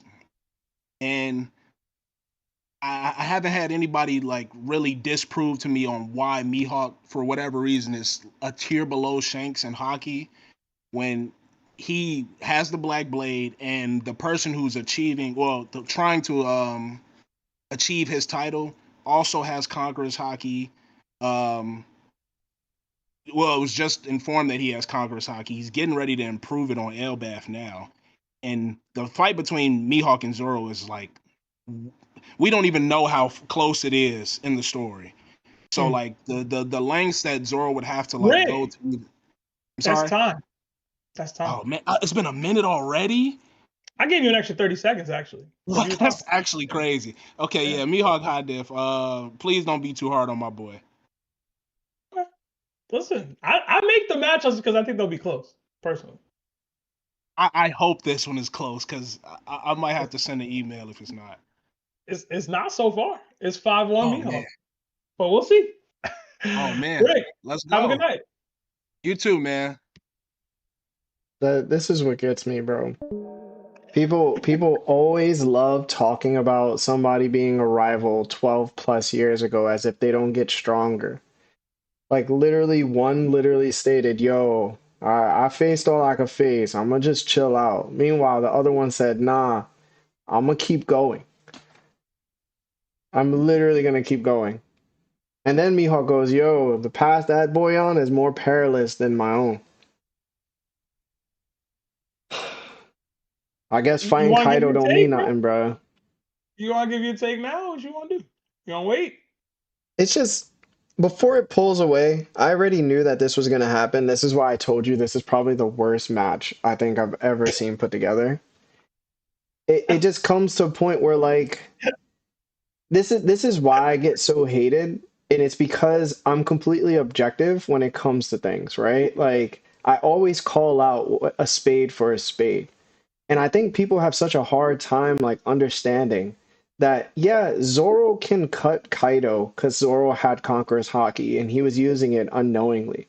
But at the same time, Kaido was letting everybody hit him. So if Zoro can't land a hit on Kaido, he never scars Kaido. All we're saying is that Mihawk can hurt Kaido, but can he actually hit Kaido and hurt him? That's the bigger question.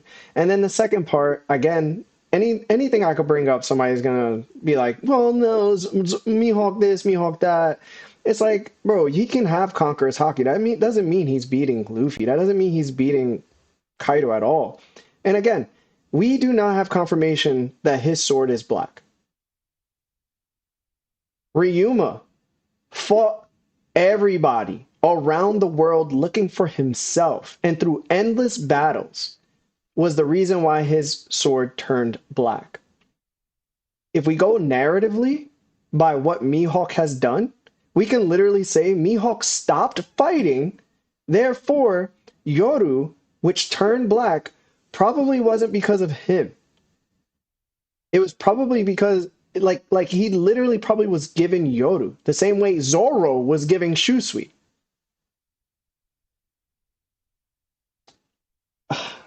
Even if it's to go on, right? It's like the man even said it himself, the path is more perilous than his own.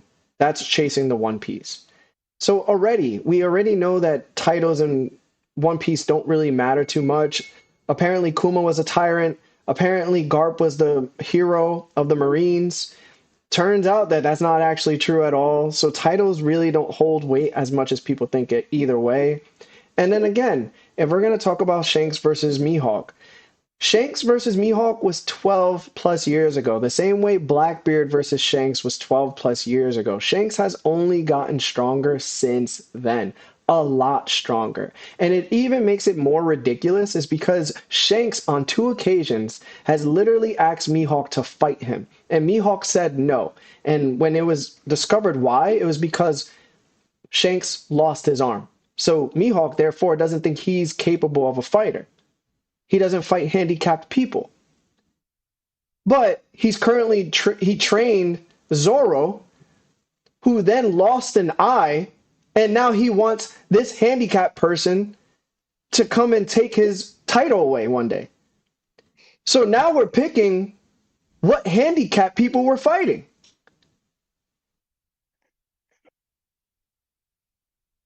And then we want to go to the sword aspect of how, like, everybody's a swordsman. Cool. The show doesn't run on swords. It runs on hockey. And granted, swordsmanship and hockey can be together, but they're not the same thing. Like y'all really got him beating Kaido, bro. Like that's like we really got him beating Kaido. We really got him beating Big Mom. The man that apparently had nobody that he could fight with a sword ends up having somebody with a supreme grade blade he threw a sword slash at that he didn't know he was strong enough to compare himself to. He just met him for the first time. Big Mom has Napoleon. Shank's still out here. And then, like, you know what I'm saying? Like, we even got St. Ethan, who out here that we don't even know if he's been to Wano. Can we get him past Vista first? Like, can we talk about that struggle? Struggle's a stretch. I'll say struggle's a stretch with the Vista thing. I just think that I've never, and this is why like the One Piece community is so loved and also they're so stubborn, is that they'll do anything and everything for characters that have never been on screen, but will heavily downplay people who have been on screen and have done amazing things and be like, well, they got to do something better than that. Why would Oda not have them do it? Why would Oda not have them give them their show?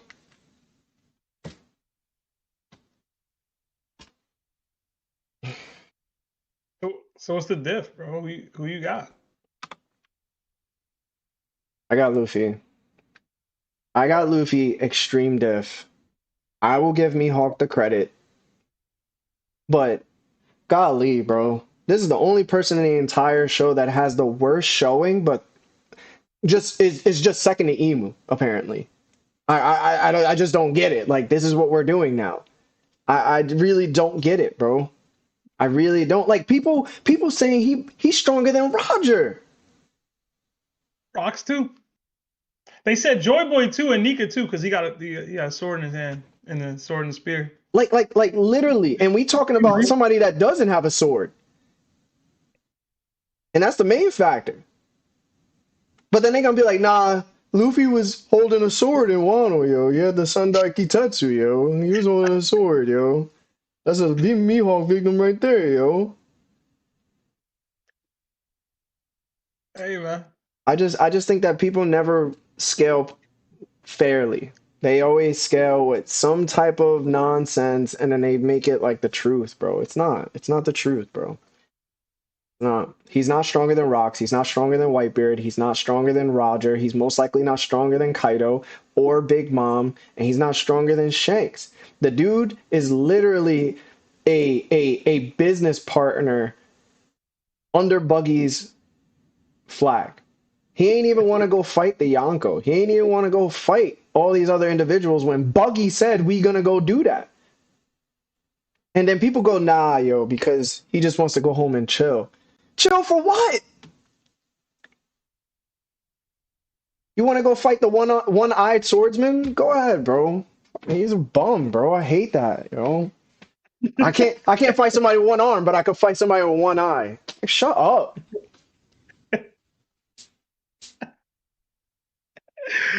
I knew y'all was gonna make Larry crash out, man. I love it. All right, let's get to some super chats while Larry's away. We got 2 months at Nakama status from 4-Piece Unknown. It says, keep your head up, Larry 100. Mihawk Extreme 4D me. Yo, y'all funny as hell. Another 2 from Colgate Max Fresh Ultra. Luffy plus Rio equals W. Doesn't have to touch the sword.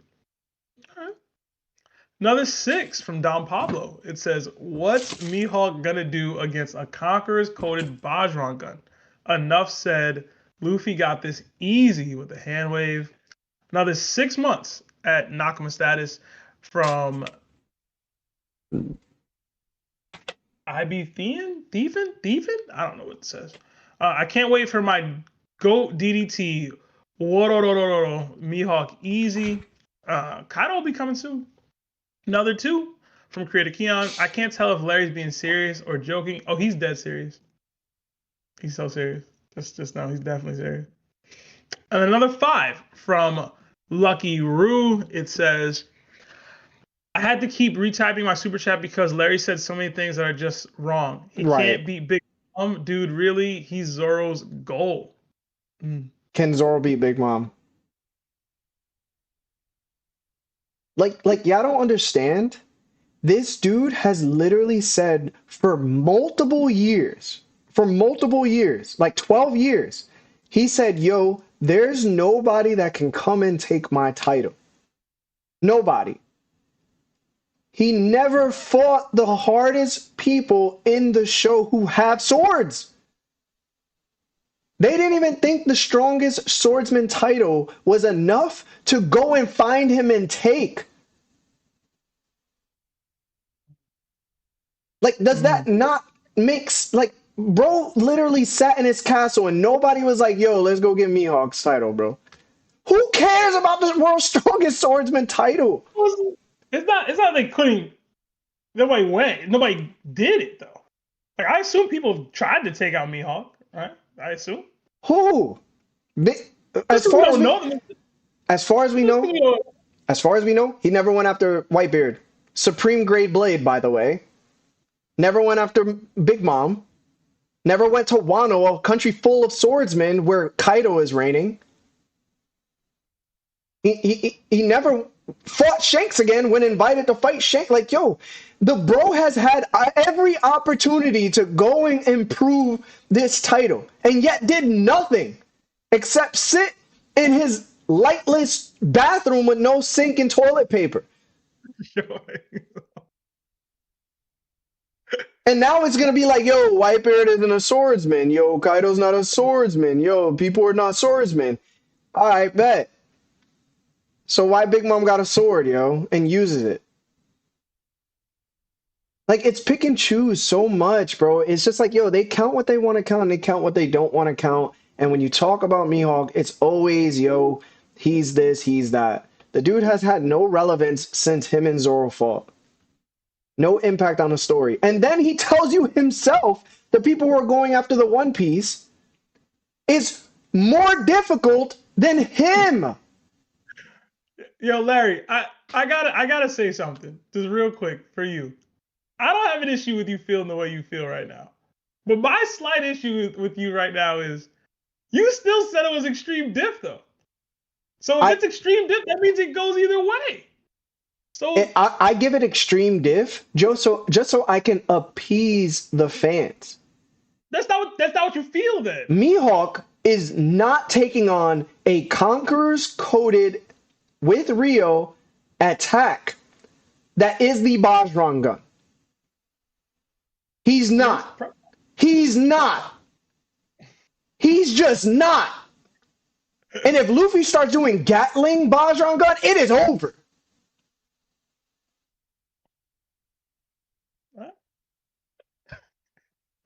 I was gonna ping Fexer just to get him in here for this matchup. But He blocked. He's blocked, bro. He can't comment, bro. He can't comment. Hey, we got a couple more super chats. I promise y'all we'll get to y'all's takes in a little bit. Larry went on his tangent there. We got 20 from Abhinav. It says his name was supposed to be clairvoyant. That means he's probably has the best observation in the verse. Plus, of course, he has the best armament. Zoro called him a monster, the title he never gave to anyone, not even Kaido. Damn. Saying somebody's not human is crazy, yo. Meanwhile, Kaido's called the world's strongest creature. But let's continue forward, I guess. Number 2 from Noah Velasquez. Roger top 1, off topic, but still. Emu top 1 right now, dang. We talking about pirates? Apparently Mihawk got that, yo. Cause Emu had a sword, yo, in Pangea's room. Don't forget that, the flower room. All right, we got another 5 from Lucky Roo. So somebody who was Shanks' rival and who's literally Zoro's end of series goal can't beat an old washed up Big Mom. I don't know what story you're reading, Larry. Get help.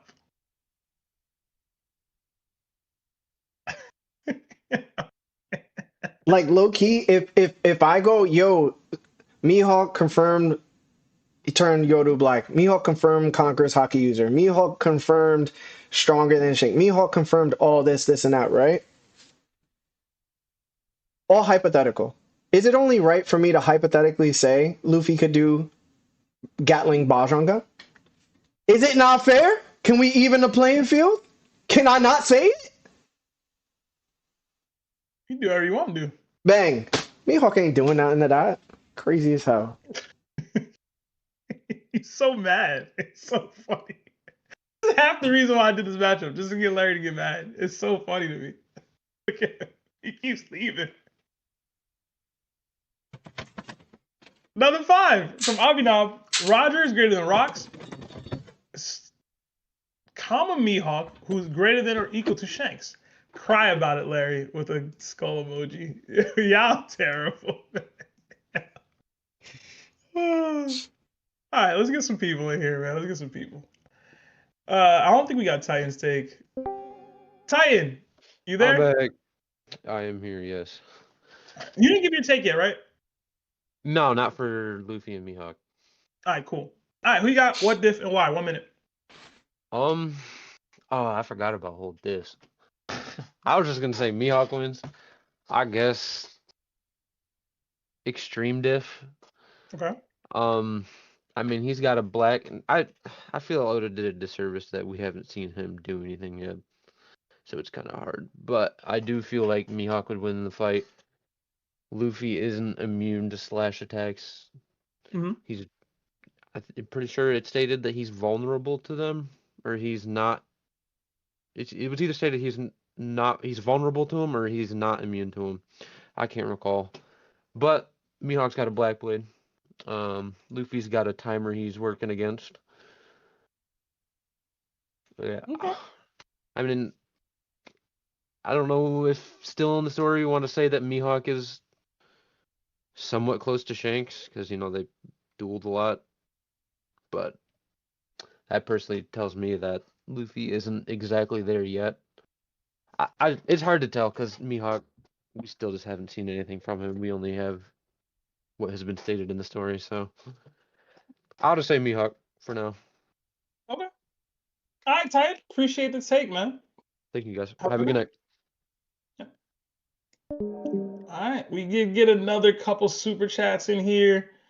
We got 2 from Andrew C. It says he's gonna need more pasta. He's got yogurt today, I think. Don't throw the yogurt. Definitely don't do that. Don't do that. And another 10 from Rico the Goat. It says all material by Oda, manga, Vivi cards, and data books tells us Mihawk is stronger than Shanks and got weaker several times. He's the strongest beyond the strongest. It's a non-debate. Down to debate, y'all. Hey, man, become a tiered member or join the VC. And another 5 from Raymundo. Larry about to be apologizing just like with the Garp take. LMAO, this is going to age poorly. He is on par with Shanks, bro. Larry seek help. Oda's own words.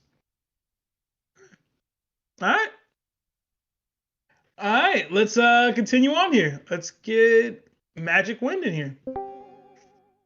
Magic, you there? Before he goes, I just want to say this one thing. You do know that Oda did draw Davy Jones. Hello? Like, he drew Davy Jones at one point, bro. And Hello? that's I'm not sorry. what Davy Jones is going to look like. But anyway, keep going. Hello, can you hear me? Yeah, we can hear you, Magic. Sorry. Okay, I'm sorry. My audio was messing up. No, you're good. I got Luffy no diff easily, and Wow. So how do we know that Mihawk has a blackened blade? For all we can know is that Mihawk could be painting his sword black, for all we can know, just because he's scared of Shanks. And the reason why he was scared to fight Shanks, because he was scared to lose against a one-armed Shanks. Like, he knew he was going to get clapped by Shanks with just one arm. And also, Larry, I just want to agree with you that Larry, I want to agree with you that about that wiping. We all know that Mihawk does not wipe at all. We all know Mihawk does not wipe. And honestly, I think Perona was the one training Zoro, not Mihawk. Mihawk is a fraud. You're not helping me, bro. Mihawk is a fraud.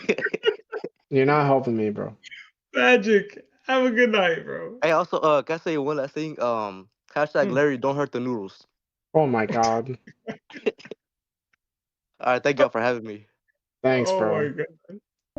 my god. Luffy back on the board, but I don't know what that was, bro. It's funny that Luffy's down, but he's up in the YouTube chat. It's funny. All right, we did get a couple more super chats. We got 5 from Batman Goaty. It says, this is the same dude that lies about Big Mom using Conquerors correctly and says that Doflamingo can infuse it, but now all of a sudden, Mihawk can't do it. Hey, on your head top tonight, man. Meanwhile, both characters have Conqueror's Haki and infuse it into their attacks. Meanwhile, Mihawk has never shown Conqueror's Haki.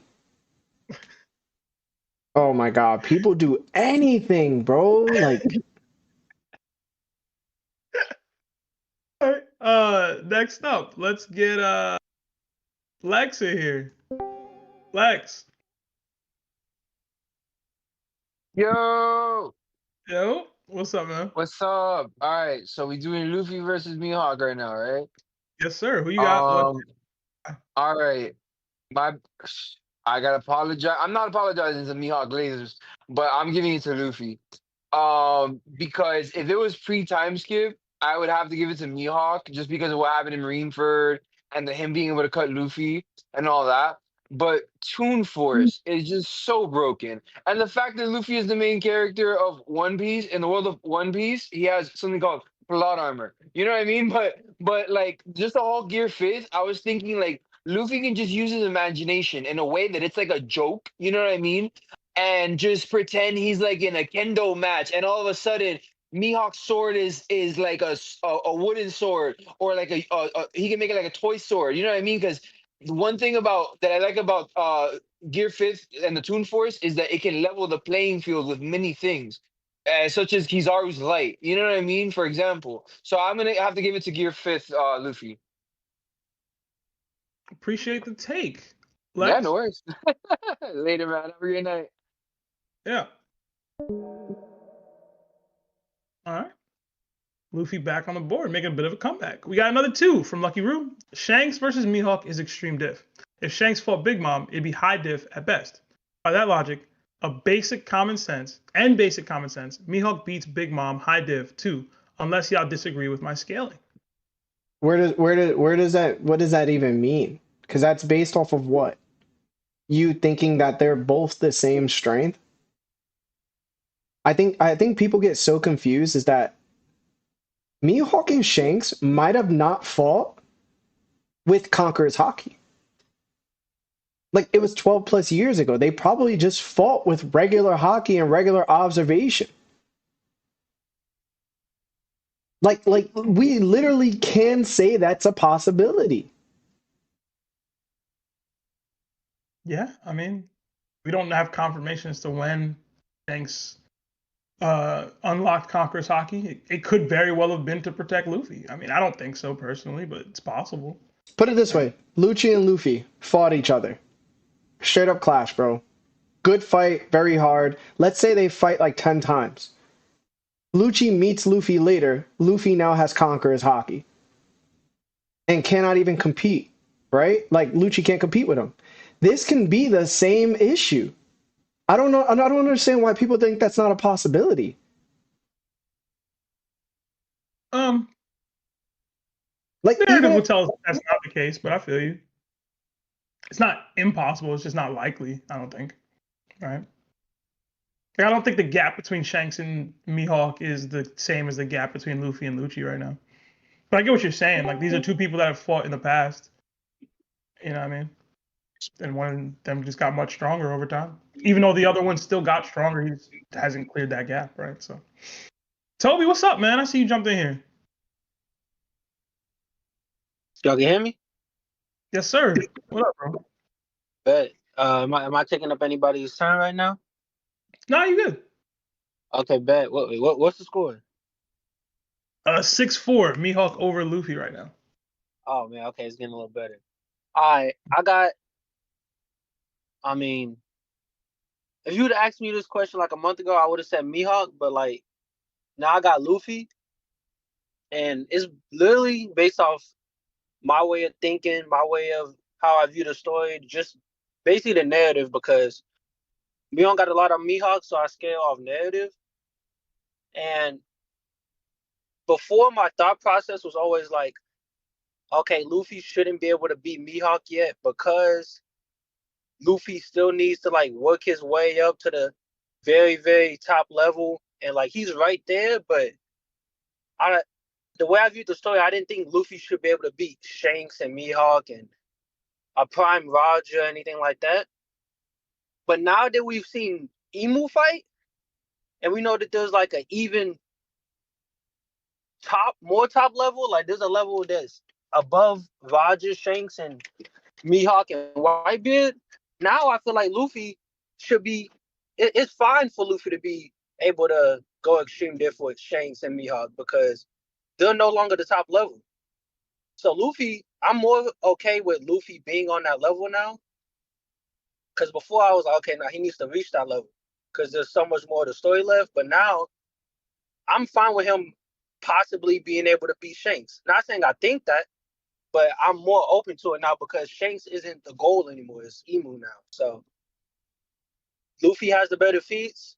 And narratively, now, at least in my head, Mihawk is no longer the top level or one of the people on the top level. So I got Luffy just off the fact that he has more feats. That's literally it. All right. I ain't mad at that.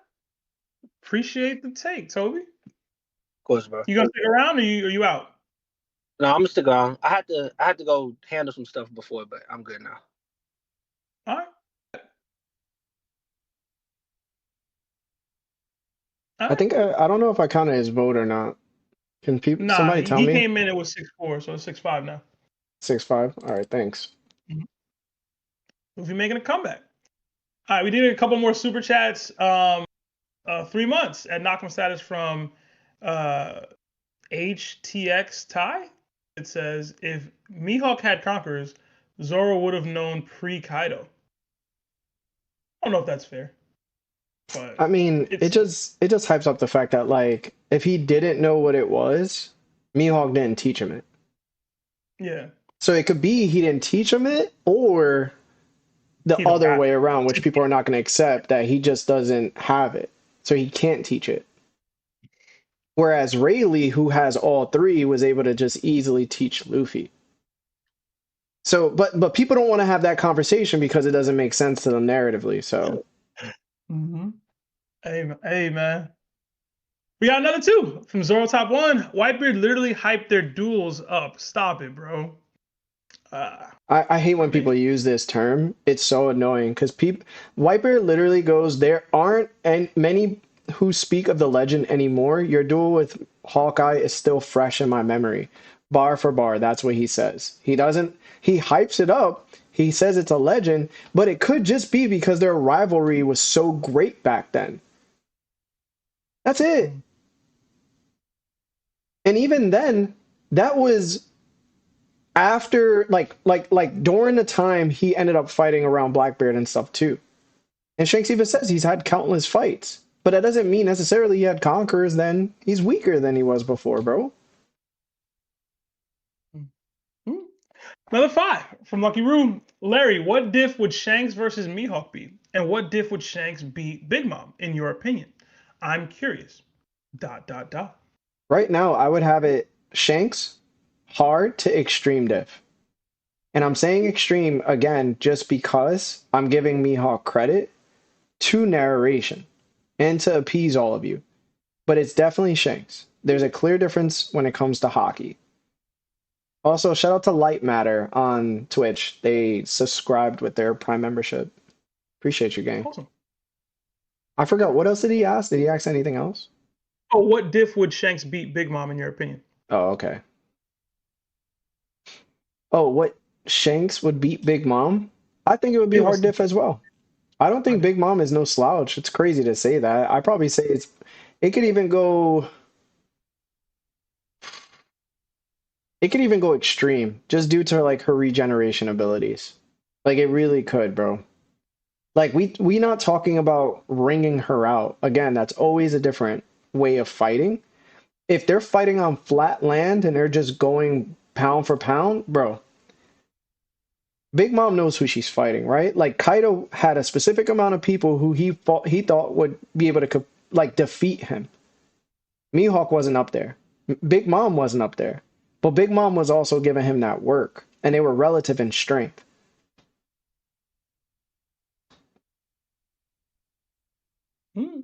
I feel like people eating right now because of these takes, bro. You're having too much of a good time starting me up.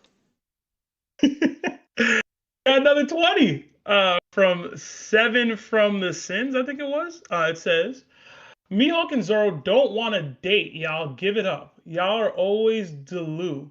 Don't need to be in One Piece debates. Y'all ruin them. Side note. Blackbeard used voodoo to take fruit as One Piece last power magic. Emu also uses voodoo. I didn't really follow all that. I'm not gonna lie. I didn't get the first part.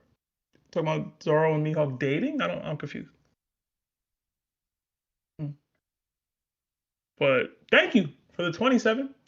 Another 5 from our boy Aaron Creates. It says, love the hustle, fellas. Keep grinding and elevating yourselves. Hashtag Emu the dude playing a dude disguised as another dude. That's funny. Thank you, Aaron. Appreciate it, bro. I think I saw Mr. Music Major in here. Our guy Preston from the Life of the Anime podcast. Shout out to the boy, man. Shout out to Prez. Yeah. Shout out to some more takes in here, bro. I think we left off here. Did Creator Keon go? I don't remember. Keon, did you give your take already?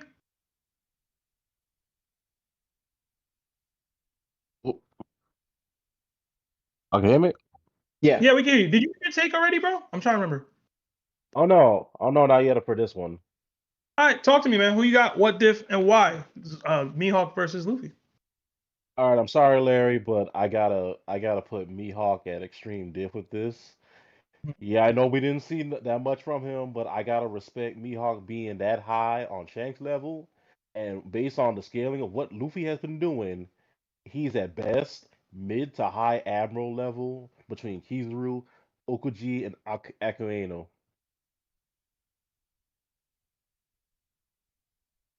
After Okay. Elbaf, you can put Luffy above Mihawk, but right now, Mihawk still got it. All right. Appreciate the take, Keon. Have a good night, man. Thank you. You too. All right. We did get another 10 from Goody, 25. It says, everything Larry said is 100% the truth. Thank you, Larry. Appreciate you, gang. Another 5 from Ray Del Mundo. It says, remember when Garp didn't have Conqueror's Haki till he did? Oda shows how strong characters are through other characters. Garp, Roger, Rocks, his crew, etc. I can agree with that. Yeah. I mean, again, this is like people not realizing. We all knew Garp had Conqueror's Haki, even though it wasn't confirmed. Why? He fought Don Chinjiao in his prime, who had Conqueror's Haki. And he beat him with Haki. It was either he had something extremely crazy within armament Haki to compete with a Conqueror's Haki user, or he had Conqueror's Haki.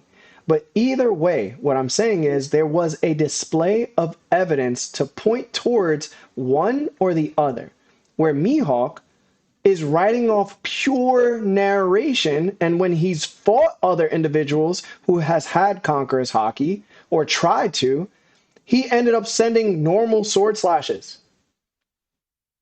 There's no comparison when you talk about Garp and Mihawk, bro. Please stop. It's crazy. All right. We got another 2. Australian from Fremos. It says, Larry, keep the pasta away for this matchup. Yeah. All right. Let's get... Did Alcazar give his take on this one yet? I don't remember. And people are like, who did he fight in the past then? He fought Shanks, didn't he? But they didn't hear my conversation where he fought Shanks 12 plus years ago. And he might have not had Conqueror's Haki unlocked or was able to wield it effectively, where Don Chinjiao was in his freaking prime. You guys need to start making sense, bro. Because you're using anything and everything to just make an argument, and it's not working. Crazy, bro. What? Get Alcazar in here. Alcazar, you there? And he ain't even beat him. Hello. Alcazar, you there? Yes. Hello. Okay. Hey, what's going on? Who you got? What diff and why? Luffy versus Mihawk. Yeah, Luffy versus Mihawk. I want to say Luffy. This is I was thinking about the win conditions, and I feel like thinking about how long can Luffy last in Gear 5. I do not think Mihawk can kill Luffy in Gear 5. I feel like he has to get Luffy out of Gear 5 and kill him in between. So I'm thinking, how long can Mihawk last against Gear 5? We saw when Luffy when he first awakened it, he used it one time, Kaido knocked him out of it, but he was able to do it again. So we can at least do 2 forms. We're going to assume he can at least do 2 forms. I would think Mihawk, the greatest swordsman, Zoro's goal, can probably last against 2 Gear 5 forms. I would assume that. Now I'm thinking like, could Luffy weasel his way into another form? Could he grab Mihawk's hat, turn it into a cookie or something, eat it, and then get another Gear 5 form? But I think even with 3 Gear 5 forms, we're gonna have to give it to Mihawk, the greatest swordsman, the person with the only Black Blade in a story that he probably made himself. He was hunting Marines until they gave him a job. He was pretty much had the influence and weight of a Yonko without a crew. So that's Zoro's goal. I got to give it to Mihawk. I want to give it to Luffy, the Sun God, but I don't think Luffy's lasting more than 30 minutes maximum. And then Mihawk's just going to kill him. Second, Luffy comes out of that form and he can't go back. I feel like everybody kind of feels the same. It's a battle of attrition that Mihawk will win. Okay. I have a small question for you, Alcazar. Because we did technically see Luffy boxing with Kaido and even splitting the sky in his base form on the rooftop of Onigashima. So is it fair to say that he would straight up lose in a fight with Mihawk in that form? I think so. Luffy got knocked out when he was in his base form, and then Law's crew had to revive him and bring him back. We could fight again. Remember? And the first time he was in Gear 4 when he got knocked out. And even the second time when he was in his base form, he had Ryu and he still got knocked out against Kaido. So he'll probably be able to last a little bit against Mihawk. But I like to think Snake Man lasted a while against Kizaru, but it still struggled against Kizaru. I would assume Mihawk's base form is stronger than Kizaru, and Kizaru's base form is stronger than Snake Man. I assume Snake Man is stronger than Luffy's base form, so I don't think Luffy's gonna be able to last too long in his base form against Mihawk based off of pure logic. You say Mihawk's base form?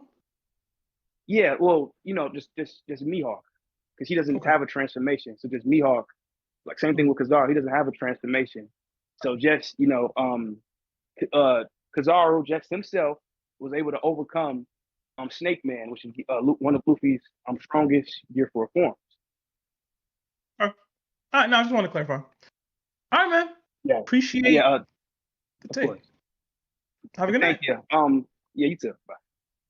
People be forgetting that Jozu threw a slash from Mihawk that was meant for a Yonko. And then they're going to be like, no, it was nameless, yo. He didn't use a named attack. Meanwhile, Whitebeard didn't use one named attack, and it turns out all of them were named attacks. Another 5 from 7. They try and cape for Mihawk and Zoro like a girl trying to impress. They're trying to impress, date. It's like a girl they keep hitting on. They don't quit no matter what. Okay, now I fully understand. Thank you for clarifying, 7. Another 5 from Abhinav. First King is greater than Blackbeard. Cat is greater than Blackbeard. Old Ray is greater than Kizaru. Larry actually didn't agree with that take. You were with me on the Old Ray Kizaru thing, right? Yeah. And now this. Larry can't be getting away with all this. Hey, man, get the takes right. Another 6 from Batman Goaty. Bro is bringing up Don. Ha, ha, ha, ha, ha. I mean, fuck. You see what I'm saying? Like, I'll give somebody proper evidence.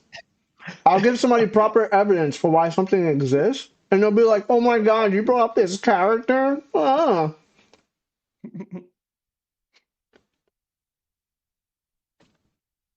They don't even care about the point or the evidence. It's just, I brought up this character. I hate this character. He's so weak in my mind. Therefore, anything you said regarding it doesn't matter. It's still pretty close, man. We'll see what ends up. All right, next up, let's get HR3 in here. HR3, you there? Yep. I'm here. All right, man. Who you got? What diff and why? Luffy versus Mihawk. Luffy versus Mihawk. I do have Mihawk. I have it like a mid or high dish. Okay. I think it really comes down to yeah. Wait, hello? Yeah, we hear you, bro. Okay. Yeah, I think it just comes down to like narrative. I think like Zoro's obviously not at Mihawk's level yet. We saw the level of damage that Zoro was able to do to Kaido. I think if Luffy had to get hits on Luffy, Luffy would kind of have to dodge every single one, or I do believe a win is coming off. I think that's the reason why he doesn't go against swordsmen. If he's fighting against people like Kaido, where Kaido's like hitting him on the face full blunt force, landing clean attacks, he can't afford that with Mihawk. And we know Mihawk most likely will be landing those, especially since he's Mihawk the third one. Okay. All right. Appreciate the take, HR. I'm curious. Have we engaged before? I feel like this is the first time we've ever chatted on DT. No, we've never engaged. All right. Well, welcome. I know somebody donated your way in, but if you want to have a guaranteed spot in DDTs or call-in streams going forward, by all means, join us as a tiered Discord member. That way you don't have to wait for somebody to generously get you in here. You'll be able to participate on any one of these. All right? Thanks. I appreciate it, guys. All right. Have a good one.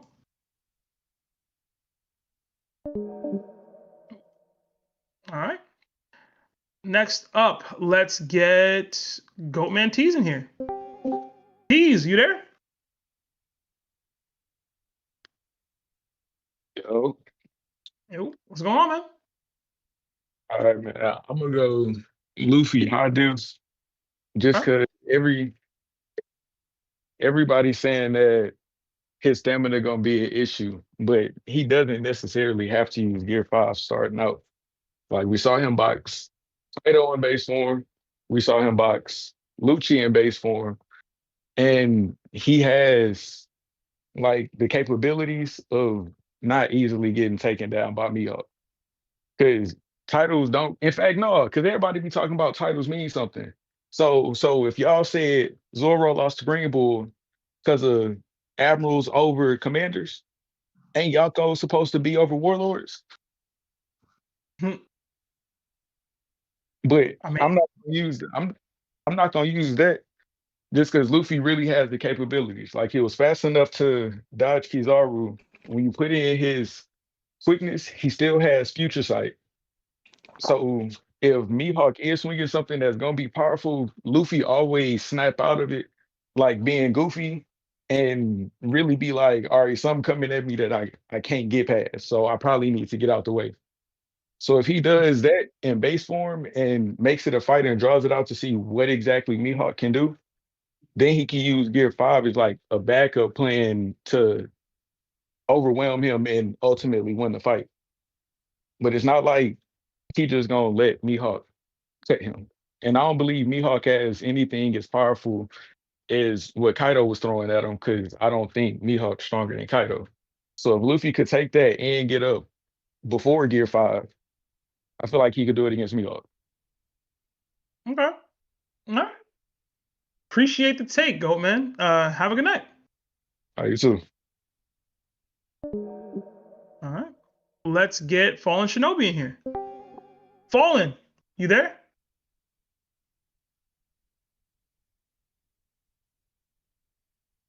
Fallen going once. I think he went on mute after I dragged him in here. No, it forced me on mute. My bad, man. Are you good? Okay. Man, this matchup, all I've been hearing, I've been dreading, I've been hoping to get dragged in. I'm tired of this Mihawk back and forth. I'm a feats guy myself, man. And until I can see something that can level Gear 5, I can't put Mihawk above Gear 5. It's just too crazy, the amount of stuff that Luffy could do. And all I've heard this entire time, I've tried to have an open mind, but all I heard, no matter what anybody says, is it's a Mihawk upscale on everything. Everything, and it's getting annoying. Now I understand Larry's point about dealing with Mihawk fans. It can get annoying. But I just don't have feats. And if I can't see feats from you, it's kind of hard to put you against Gear 5. Like, this dude can literally do anything. anything. So until I can see more of Mihawk's feats, I just can't put him above Gear 5 Luffy. Appreciate the take, Fallen. Have a good night, man. All right. All right. We did get another super chat from Inferno Knight. $10. It says, can Larry stop bringing up Mihawk in Marineford? He was just there to keep his title. He set an attack at an old Whitebeard and a Yonko commander made of diamond struggle to block a no-named attack. Again, no named attacks can also be named attacks. Just because they're not saying named attacks doesn't mean it's not a named attack. And you know what I love too? People don't like to bring up the fact of what Mihawk said during Marineford when he saw Luffy. Literally, Luffy sees Mihawk and goes, Hawkeye. Mihawk responds, talking to himself and whoever is above God at this point, says, now, Fate, how will you deal with this heaven-sent boy? Will his life end here, or will he escape this black blade? The dude goes 3 for 13 from the field trying to hit Luffy. 3 for 13. I saw this man jump on his sword with all 4 limbs. And he missed. But we got to stop bringing up Marineford Mihawk, right? Anything to Cat, bro. We got another 5 from Soul. It says, W matchups. Thank you. Hashtag dry pasta lives matter. Thank you, Soul. All right. Let's get Eagles in here. Oh, look at Seth. They all going, yeah, because he was fighting fate.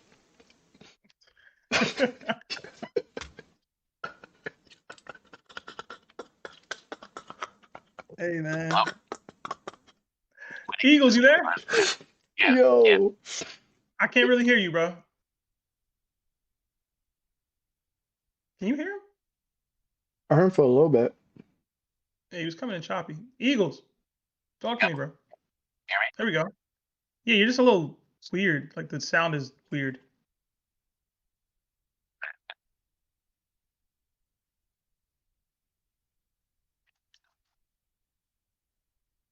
Eagles, you about to get dropped, bro. Drop me. There we go. Nah, I can hear you better now. I don't know what's going on. Oh, no, I can't. All right, I'm going to drop you and bring you back. Drop me. Wait, no, now you're good. Now you're good. I don't know what's going on, man. All right, there we go. Talk to me, man. Luffy versus Mihawk. You got 1 minute. We need a Discord cleanse. This is embarrassing. There is not a single on-panel feat from Mihawk to state that he could beat the MC of the show. Who has Mihawk fought? I don't understand. I don't get it. We're comparing him to Kaido, the strongest character we've seen Luffy fight, and Luffy had to die to beat him. It makes no sense. It just makes no sense that his AP is not there. He doesn't have conquerors. He painted his blade. Like, it's embarrassing that he's up right now. And I hate it. It's sad. Yo, you want some more facts, Eagles? I got you, bro. Yo, Mihawk. I tag Larry in. Mihawk ended up becoming Shichibukai for the world government right after Roger passed away, and he was 19. Furthermore, showing he hasn't fought since he was 19. You know how old he is now, bro? I don't know. How old? I don't know. Let me see how old it's. Just like he's 43. So technically, he hasn't been in a hard fight for the past 24 years. Meanwhile, I got Sebastian telling me because of the fact that Katakuri be sitting on his butt and don't be fighting people for a long time. You know what I'm saying? He's just a little weaker than usual. But Mihawk, being a warlord doesn't mean you're not fighting anybody. Don't mean that. Come on, bro. Who Bro's easy fighting, 43 bro? and the strongest world swordman fighting teenagers. Come on now. He literally probably fought Shanks as a warlord. No. No. You think he fought Shanks on Roger's crew? Roger was executed. No, what I'm saying is you said he became a warlord and hasn't fought since. I'm saying that doesn't track to me. You can fight people as a warlord. Why not? He already proves he don't want to fight nobody. He already proves he don't want to fight nobody. He just show up. Being a warlord just means you're not trying to deal with the Marines. He just shows up, bro. That's it. Listen, I'm not saying anything. I'm just saying that isn't a valid knock on Mihawk to me. Being a warlord isn't a knock on what you're trying to do or ain't trying to do, or who you fighting or who you ain't fighting. He probably fought Shanks as a warlord. He wouldn't fight Shanks because he had one arm. That's besides the point, though. I mean, hey. Did somebody tell me a Mihawk final feat? Besides cutting an iceberg? He cut a tidal wave, bro. That was made out of ice. We count he cut a non-moving, non-living object. And guess what? He didn't cut Buggy either. So Luffy beat the strongest Yonko alive, and we're comparing him to an iceberg. Come on now. Listen, Mihawk couldn't cut pre-Yonko Buggy. Might not be pre-Yonko Buggy, bro. What does pre-Yonko Buggy mean, Larry? Pre-Yonko Buggy struggled, bro. Crazy, yo. What does pre-Yonko Buggy mean, bro? Mihawk does not have a single feat that surpasses pre-time skip Luffy that we've seen on panel. Okay. All right. Eagles. Have a good one, man. I think y'all got to buy this week. We do. It's hate watch week. Okay. In both sports. Enjoy your hate watch, bro. Appreciate it. Oh man, y'all too funny, bro. All right, let's get Diamond Life in here. Diamond, you there? Hello, can y'all hear me? Yeah, man. How's it going, bro? It's going good. Do I sound better now, Seb, or are you going to complain again? No, you're good. You're good, bro. You're good. No, I'm just kidding. No, it was a bunch of traffic when I got pulled in last time. But I got Mihawk, extreme diff. Reason being is we saw Luffy hold the sword in Wano, even though he didn't use it conventionally. And anyone who holds a sword is a Mihawk victim. Told you. So, I'm just kidding. I'm diving like well enough, bro.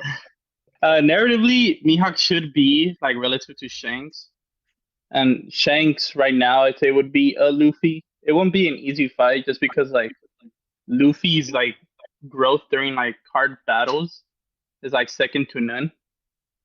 But like I think that Mihawk has like a top tier armament hockey, top tier observation.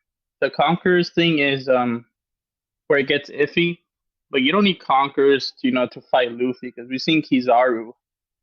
Even though him and Luffy weren't going all out because of Kizaru wasn't locked in, Luffy didn't use Ryo or Aycock.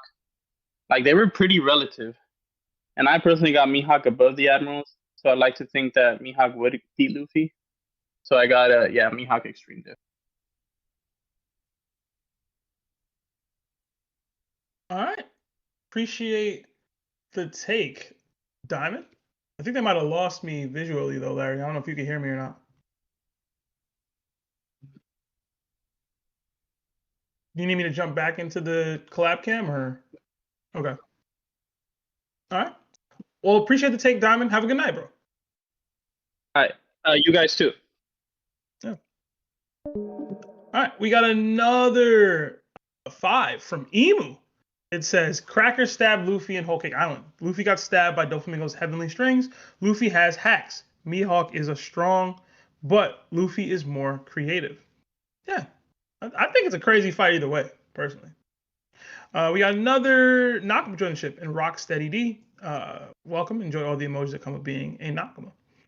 All right, let's get Burgo Toshi in here. Burgo, you there? Yeah. Hey, man. How's it going? Not too bad. All right. This is, very much a rage bait matchup. You got Luffy, who, we've seen push himself to death, and Mihawk, who's, we just never seen a struggle. So it's not very fun. But picking one, I'll just pick Mihawk, Extreme Diff. I was just kind of looking around. I was like, I'll go with this angle of his bounty, Mihawk's bounty, being only surpassed by Yonko or Yonko-like characters. He had no crew, no background really, no feats, and been a warlord for whatever, and then boom, all of a sudden he has a massive Yonko level bounty. I don't know. I feel like there has to be either strength or something we don't know. All right. Appreciate the take, Burgo. Have a good night, man. And thank you for your patience. Yeah, thank you. All right. We did get some sad news in the chat. It looks like Coven Creer's brother passed today, Larry. So our hearts go out to you, man, and you and your family. Prayers up. Throw the Nakama fist in the chat, y'all. Guys, please throw some hearts for our Nakama Coven. So sorry to hear that, brother. Really. So sorry. bro. Can't even imagine. Seriously, I couldn't imagine either.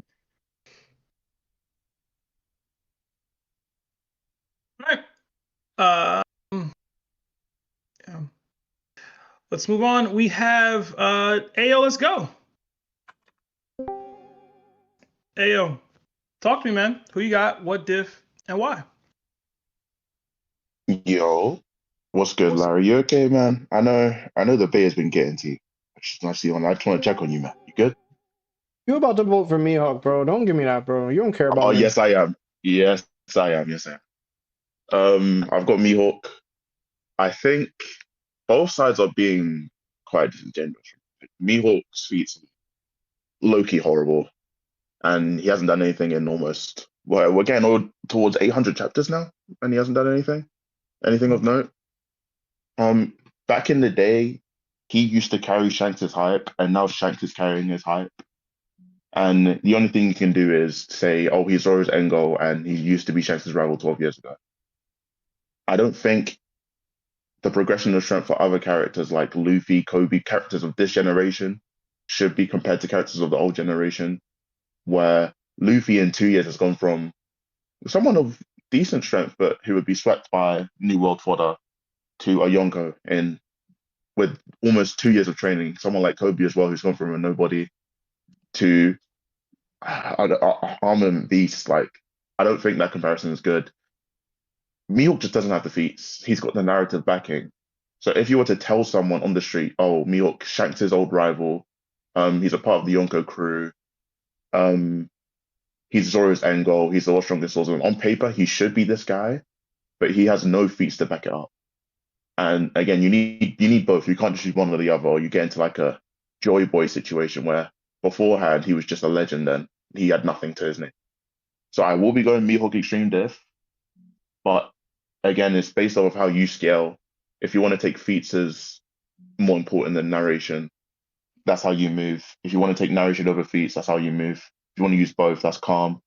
But we can't be using trolls like he paints his sword black, Bardra Gatling, like he's gonna destroy the world. Let's calm down, etc.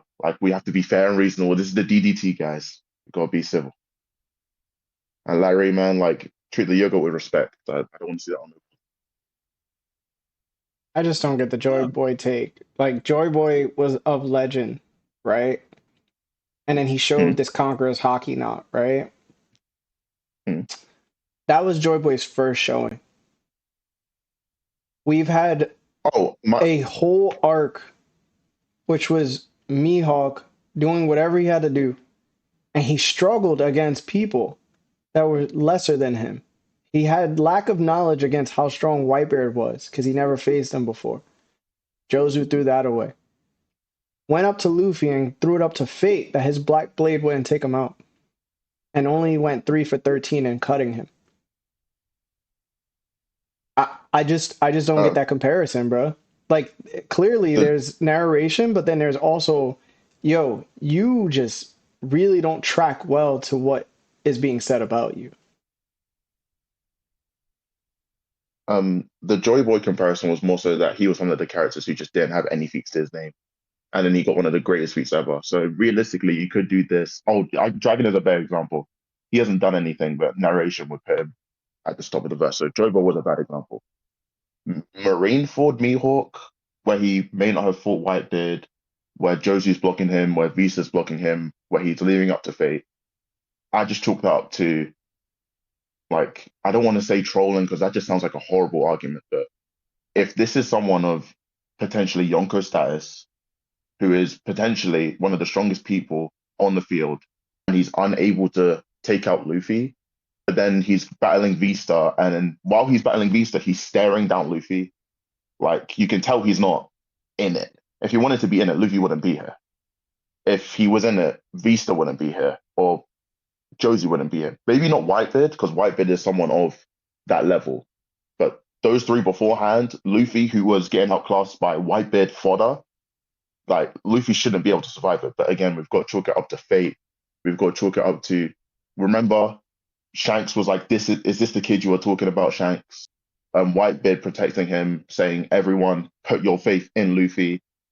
Like, he, as much as I hate the whole Naruto comparison, he is the child of Fate. He is the prophesized one. So I do believe that was more of a narration thing than a power thing for Mihawk. And then at Marineford, he was, I hate the argument, but he was trolling. If he wanted to take out anyone on that field who was under Admiral level, he could have, but he didn't. Why was he even there in the first place? I don't know. He came to protect his status because he doesn't want Marines chasing him down all the time. But again, Mihawk is one of the characters of mystery, similar to Dragon, where they just don't do anything. Like, Oda doesn't use them as they should be used or prop them up to a certain status that they should be at. But he wants us to believe they're at that level because, well, hype, the community, etc. Like, it's a writing thing, but it's Oda's writing, and I'm putting faith that Mihawk will be someone of that stature, that he is still relative to Shanks, even if it is 12 years later. Even with Blackbeard as well, like, I don't think the gap is that astronomical. Like, there should be no top tier that's low diffing another top tier. And I do believe Mihawk is a top tier who, well, might just sit in his chair and on the toilet all day with Perona the goat and his monkeys, which is low-key racist. But yeah. So let me just ask you this one question, and then we can end it. I'm all ears. You think it's trolling when you got to put all 4 of your limbs on your sword in order to hit somebody and you miss?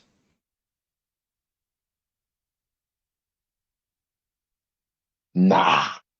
But we got to use context there. We can't just be doing this all 4 limbs and just leaving it at them. I mean, the context was, if my Black Blade somehow takes you out, then that's Fate. But if it doesn't, that's Fate too. So I'm a troll, jump in the air, and put my hands and my feet on my sword to hit you. It's bad writing. And I do believe that he should have taken out Luffy at some point, and like the Admirals did in some regard, but he just didn't for whatever reason. Or they didn't want him to, and was just like, he's the child of Fate, which is what keeps getting, which was kind of what was emphasized throughout the whole theme of Marineford, that he is the child of Fate. He is like some sort of god, like, I call her, what's her name, Granny Chia? Yeah. Gloriosa. Like, Gloriosa said before the arc that, oh, is this guy a god? Like, he should not be able to do the stuff he's doing. And then Whitebeard as well. This is the kid that Roger was talking about that's going to come. Like, he was the fated guy. And even though he did fail, he's still going to come back with his pops, potentially Garb and Kid, and, you know, save the day. Especially Kid. Hey yo, appreciate the take, man. You have a good night, Sorry all for right? taking up. Sorry for taking Nah, up so much time. Larry was combating you, bro. You have every right to defend yourself, bro. He's gone. Oh, he's gone. You hurt his Is he making feelings. another mess? Is he making Yeah. another mess on the side? I hope not, man. Hey, man. Have a good We got night, to think bro. about the Wolves, man. Good night, bro. I was more concerned about your paintings, man. I know you spent good money on those paintings. Don't be throwing stuff at them, man. I know they're bro. like protected and everything. Chill out, you know. I let's get it's Davide, I think it is, in here. Hello? Davide, you there? Yeah, what's up, guys? How you all doing? What's up, man? Chilling, man. Yeah, I know, Larry. You've been farming like mad super chats by like trolling all the Mihawk fans. It's been hilarious. I'm not He trolling, not bro. farming. You don't listen. Y'all gotta understand, Larry. It's very obvious when Larry's trolling. He feel away. It's also very obvious when you feel away. He feels away, bro. Okay. So I know I said I super chatted earlier. I said I would vote for Mihawk. But I'm just gonna level the playing field a little bit. I'll vote for Luffy. Personally, I scale Mihawk over Luffy, but that's based on narrative. I think if we're being as objective as possible, I don't really see a way for Mihawk to counter Luffy's Bajran gun. Like there's nothing in his arsenal to show that he could block it. And I don't necessarily have any proof that Mihawk could dodge it either. So to me, there's just no evidence that once Luffy pulled out Bajran gun, like what's Mihawk gonna do? There's nothing there, right? For that matter, I could apply this to other characters, but I don't want to go down that rabbit hole. But yeah, I'll vote for Luffy. Okay. All right. Yeah, I didn't want to trigger Larry. I want to side with him on this one. Don't be voting to duck Larry, bro. Don't do that. No, Don't I do think that. I think it's fair. Like there's no, if we're trying to be as objective as possible, right? There's no, Mihawk hasn't done anything, and we'd only be scaling off of narrative. Even if we scaled him above Shanks, I don't necessarily know if Shanks could block a Bajran gun, right? But that could be a different debate. But still, Mihawk hasn't shown me anything that you could do that. So I think it's fair. But yeah. All right. Okay. All right. Davide, have a good night, bro. Have a good night, guys. Bro. We gonna start going by narrative. Yo, Luffy had a sword in that mural, bro. I don't care. You know what I'm saying? Mihawk isn't scaled above all swordsmen. Mihawk only scales above like current swordsmen. So. Yo, Davide might be the goated Mihawk fan, bro. He the only one whose takes I'll be like, yo, he got it. He gets it. You know? Thank you, Seb. I appreciate it, man. All right, well, bro. I don't want to trigger Larry anymore, so good night, guys. All right, good night, bro. All right. Oh man. We did get another $5 super chat from Rocksteady. It says, hold on, Mihawk, a grown man, by the way, asked himself if Luffy is the one that will bring the light to the next generation of pirates. He told us Luffy is him. Hashtag topped. Yeah, I mean, technically. I see Nick jumped in here. Nick, what's going on, bro? What up, bro? How you doing? Chilling, What's up, bro. Nick? Chilling. Are you giving a take on this, or are you just here to I will, but you can hit everyone else first. They're waiting. Okay. Cool. All right, let's get Sturdy in here. That's a funny way to say it. Yeah, what's up, yo? Sturdy, you there? What's going on, man? Hey, man. I got Mihawk, high diff against Luffy. I think at this stage, I think there's two things. Number one is it's the time limit. Obviously, Luffy improved drastically in hockey, so he can use advanced conquerors and other base forms. But ideally, for caliber of Mihawk, is most likely going to be Gear 5th. And the unfortunate thing with Gear 5th, as we've seen in Egghead, it has a time duration to it. So I think in this particular matchup, Mihawk will take advantage of that. So especially in DDT format, there's no help. There's no random friends or Nakamas giving him food when he's tired. None of that. It's 1-on-1 to the unalive who wins. I think that's one reason why Mihawk wins at high diff. And another reason too is Like this is like headcanon, but like also story anticipation pace is like we noticed like through our journey of Zoro that Mihawk is not only his goal, but also like the standard which Zoro has to meet in terms of power level. So like inferring that like we seen Zoro have to master advanced observation hockey, have to master embody hockey and Ryu and Black Blade swordsmanship as well. And most importantly, be able to do that at a long duration of fights. I think that expectation of Zoro is what Mihawk has today. Just for expectation of story purposes. And that version of Mihawk that I'm envisioning is better than this version of Luffy. Okay. That's why. Yeah. All right. Hey, I had a. Oh, I'm gonna say that for theory next time. I'm gonna share my theory next time. Hey, I was in the middle of a good conversation. But go ahead. My bad. All right, man. No, I was gonna say you have a good night. Oh, thank you. My bad, y'all. I'm not gonna lie. That's kind of confusing. I was like, but my bad. I'm making things awkward. My bad. Yeah, I don't know what he's talking about, but yeah, I mean, what was that? I don't know what's going on with that one, man. But let's get 3D2Y in here. 3D, you there? Hello? How's it going? Oh, I'm in here. Okay. Let's see. Okay, so first we got Mihawk, we haven't really seen nothing. I mean, we saw what he did at Marineford. He cut the iceberg, whatever. But like, it's has it been confirmed that he has like observation, or not really? I think it's heavily implied. Yeah, it's implied because he saw Luffy do it and mentioned how calm he was in order to perceive his attack. So it assumes he basically has it.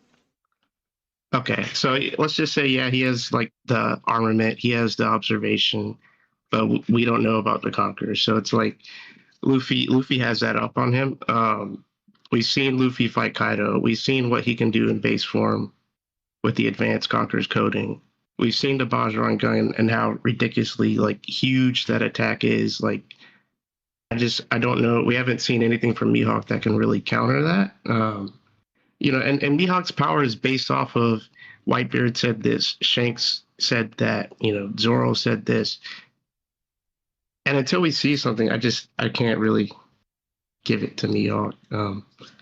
So I'm gonna go off the feats here, no narrative, and just say Luffy high to extreme diff. Okay. Yeah. All right. Appreciate the take. 3D. Have a good night, all right? You too.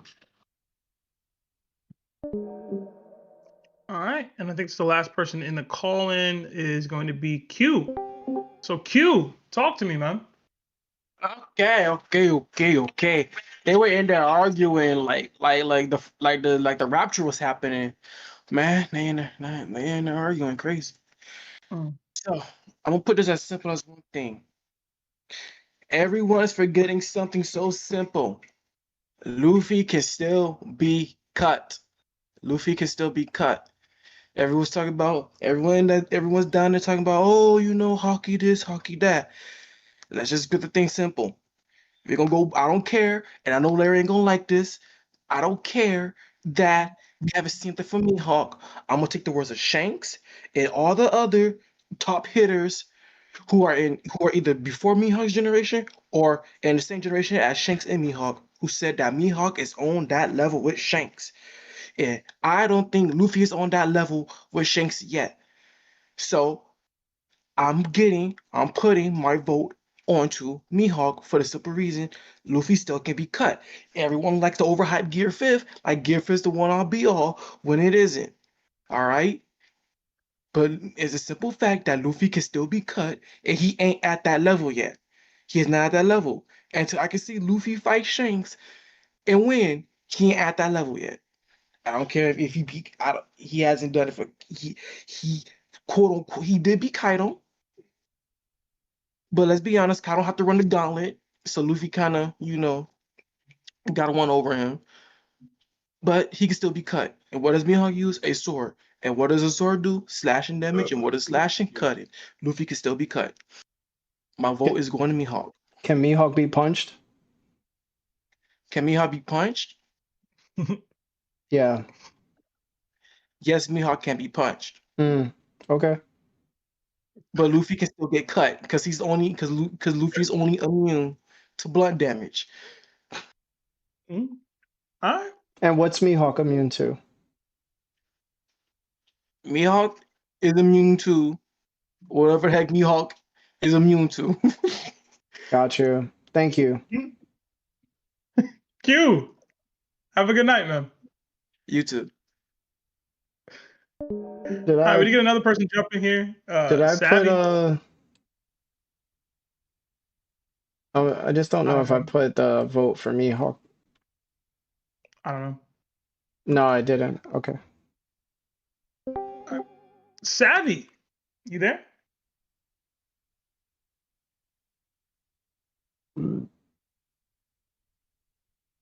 Savvy going once. Savvy going twice. Somebody that jumped in there kind of late, so I guess maybe they don't know how to. All right. I guess no Savvy. All right. We got another 5 from Don Pablo. Well, 6 actually. It says using Mihawk stands logic, flawed logic. Luffy will be the one to beat Emu at the end of the story, so Luffy wins this no diff.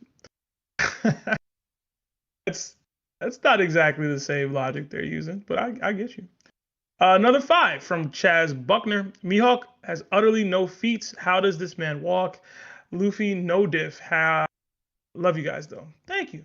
Thank you, bro. So y'all sending the super chats. Y'all not coming in here and giving y'all takes though. Can't win in the super chats, man. All right, Nick, I'll open it up to you, man. Hello. Yeah, man. What's up? You hear me coming in? Yeah, we hear you. All right.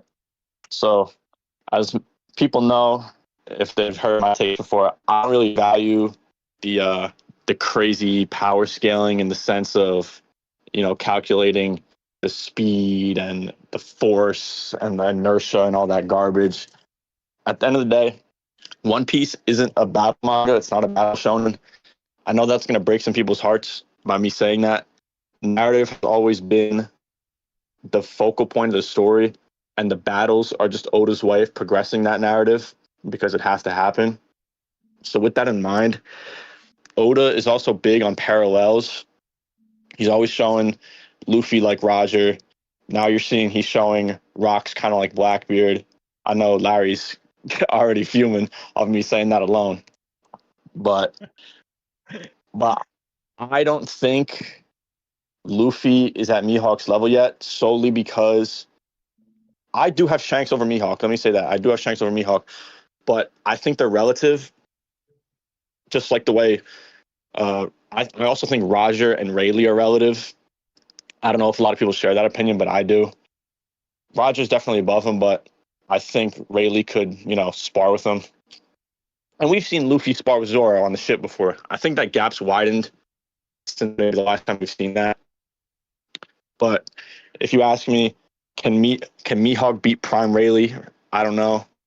Can Zoro at the end of the series beat Prime Rayleigh? Probably. But I don't think Luffy right now is beating Prime Rayleigh. So I think when you look at it from the parallel sense and the narrative sense, Luffy's just not there yet. And you could talk about like Mihawk slashes, Mihawk struggling in Marineford. That's all just Oda having to keep the flow of the story. Because if Mihawk's there just mowing down everyone, the story doesn't make sense. The story just doesn't flow like how it needs to flow. So I get that was a take just purely off narrative, but that's the way I see it. I just don't see Luffy there yet. I think it'll be a good fight, though. I have Mihawk like high diff. All right. Appreciate the take, Nick. I think that might have been the sealer. But I guess I don't think anybody else is in there that hasn't given their take yet. So besides Savvy, but we brought Savvy up in here and they didn't say anything. So I guess I'll give my take now. as y'all know, I am a scaler with the narrative kind of person. So no matter what, I thought this was going to be an extreme diff fight. I was kind of waiting for how people would argue it for each side. There was decent arguments on both sides, I'll say. Oh, then we did get another person in there. I guess it's Dozer. Sucks to suck, Dozer. Shouldn't have left. But in general, it comes down to whether you think Luffy could beat Mihawk right now. And I'm of the belief that he could. I'm also of the belief that Mihawk could beat Luffy right now. So it's kind of a toss-up in my opinion. But I guess it comes down to who's more likely to grow in the fight against the other.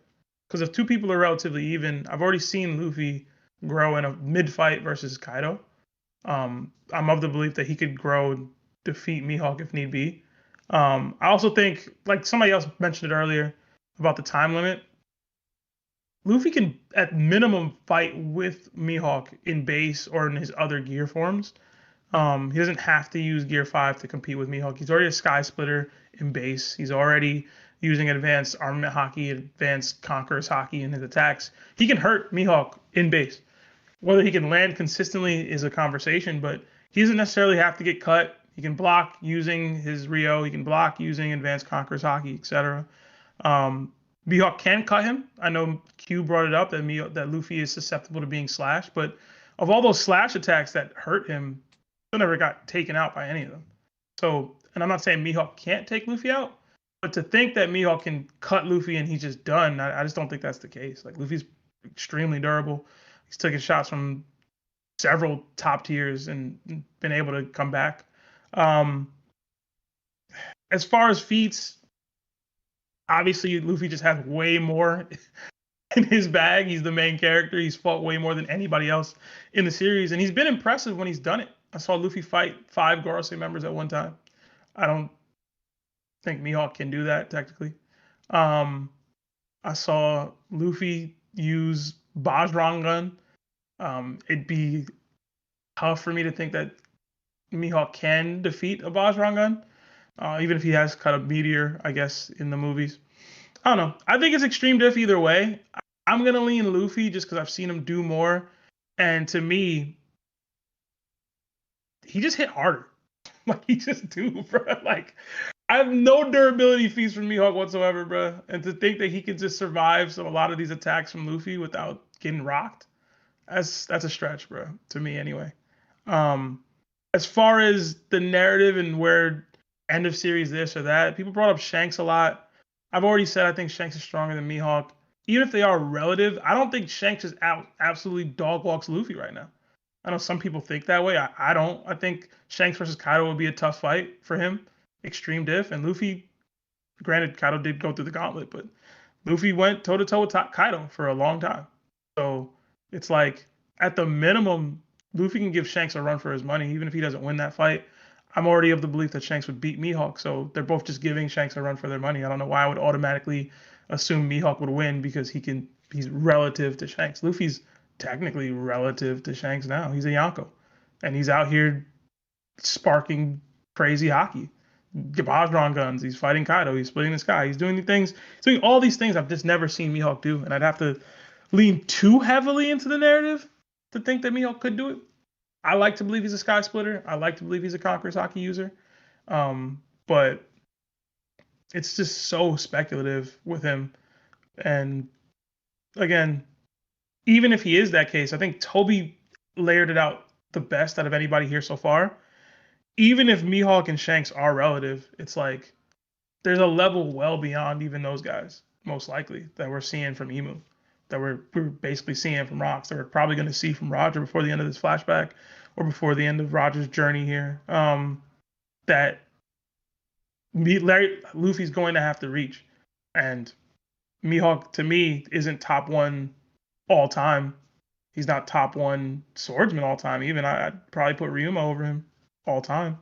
So, I don't know. I got Luffy. I will call it extreme diff. I don't think he gets outright embarrassed the way some people are saying low diff. But he did jump rope Kaido, so anything is possible in Toon Force. So, but yeah, I mean, put 1 on the board for Luffy.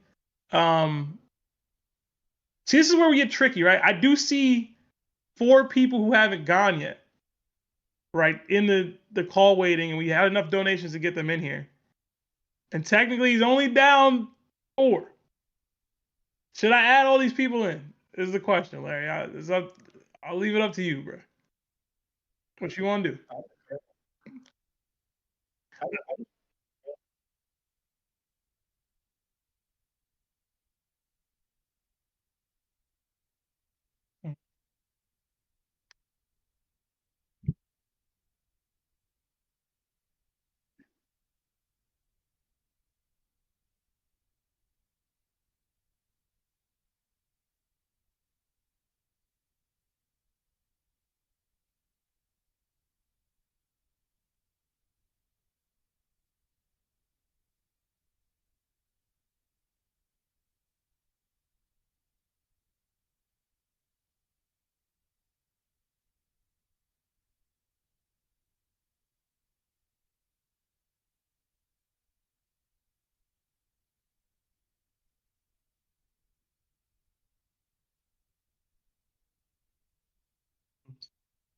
Oh, Larry, there's no sound for you.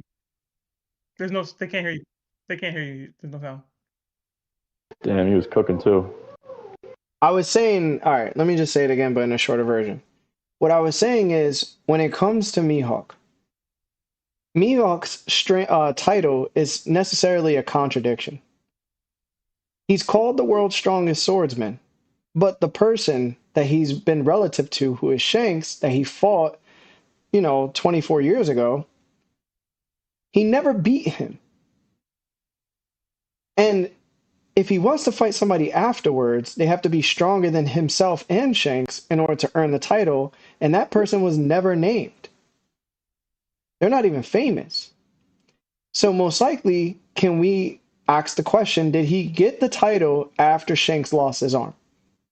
And if so, you can't be the strongest swordsman if you drew with your counterpart and now you just got the title because he lost his arm. Like, that's really it. Like, no matter what you say, even if the story goes, yo, he's the world's strongest swordsman, it's like, okay, but you didn't beat Shanks at his strongest point.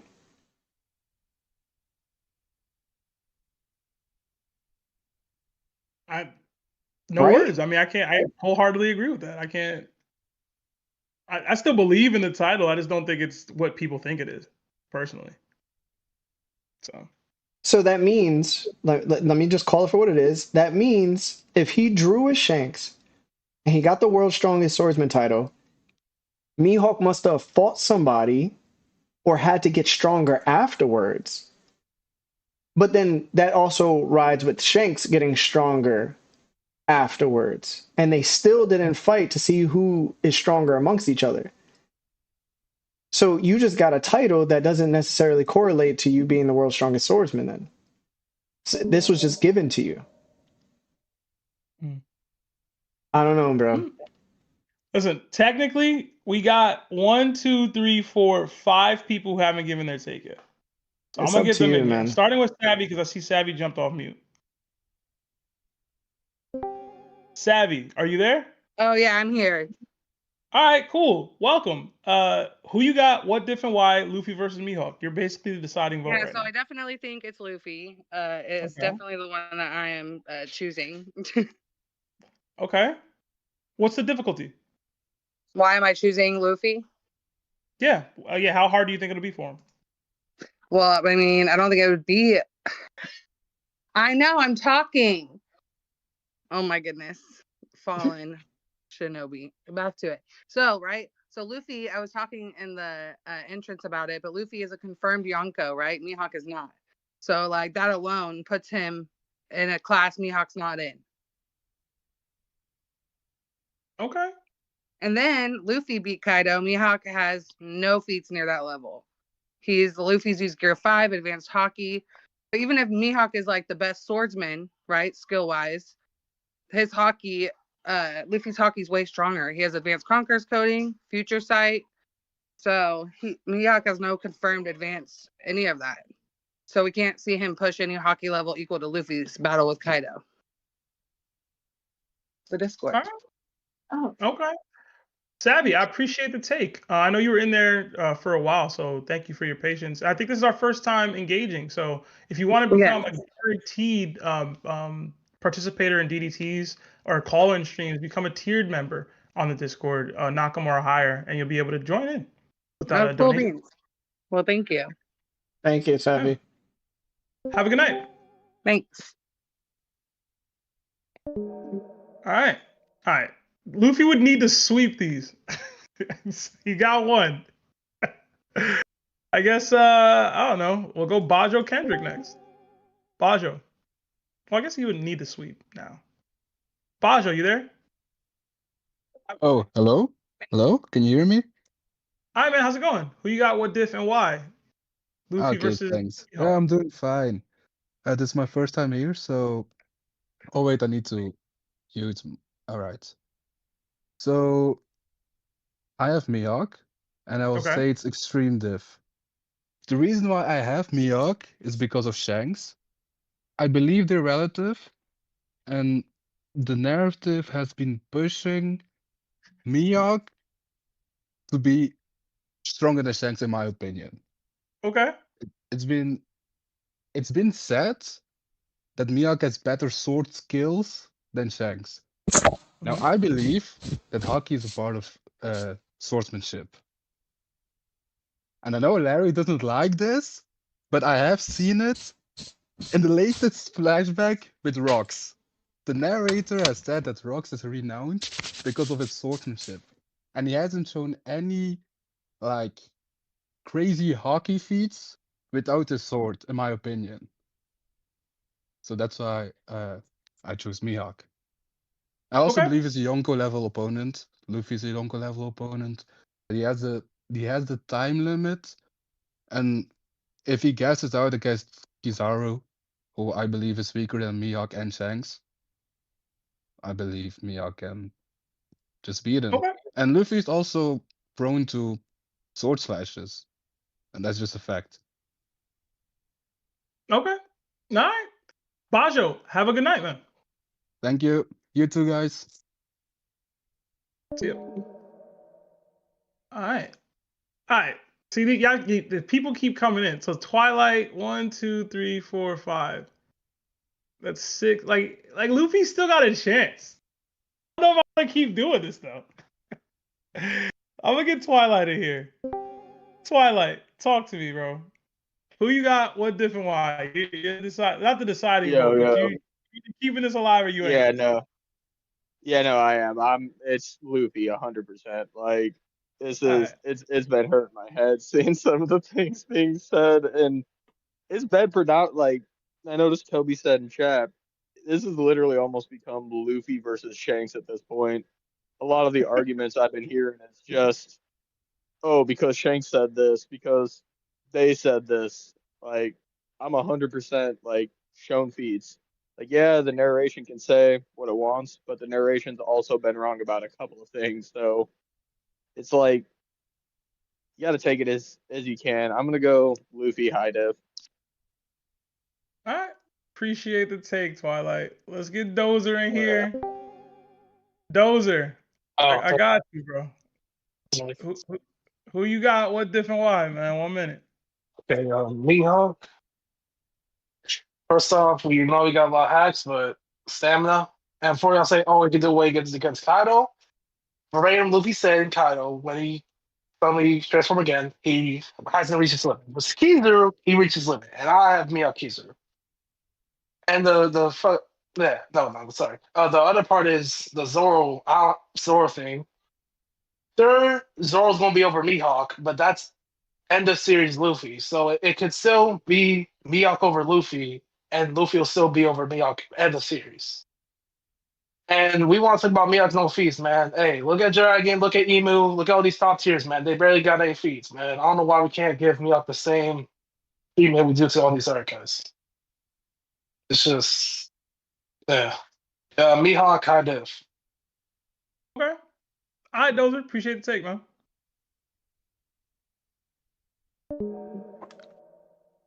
One, 2, 3, 4, 5.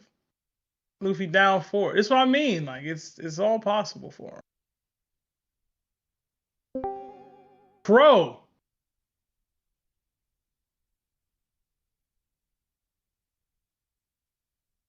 Crow, you there? Just trying to turn on the voice changer. Yeah. Crow, who you got? What different why? Mihawk versus Luffy. Mihawk Lotus. He's like stronger than Shanks, and like he has lots of strong cutting attacks, which can hurt Luffy. Okay. Bro, you And disappoint he's me, like the bro. greatest swordsman, and Luffy's like the reincarnation of Nika, and Nika had a sword, so that's just Mihawk upscale. So Mihawk. Shit to take, Crow. I love you, Cole. Yeah, But okay. come on, bro. What are we doing? All right, it's. I think there's only 4 people left. It's still possible, technically. They keep coming in. Oh my god, I'm about to be like, yo, 2-second takes, bro. Blue Flames. Yeah. What's up, man? Who you got? You gotta make it quick. I got Luffy. Luffy don't got a sword. It's a wrap. Mihawk got no conquers hockey. Not many feats. And yeah, Mihawk looks like a Cowboys fan, so I'm going Luffy. Yo, kick him now. You're never coming back. Ever. I'll remember. I'm dead. All right. Oh, Braymir. Wait, did we get Braymir's take already? Am I tripping? No, I only got my take on Okay. some. All right, talk to me, man. Who you got? What different why? Make it quick. Yeah, definitely Luffy. Okay. All right. Yeah.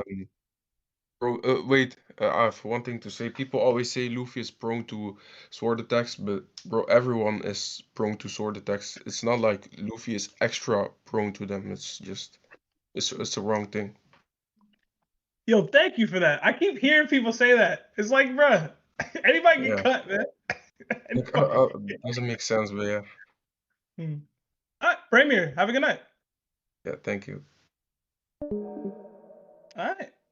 Let's get FD in here. FD.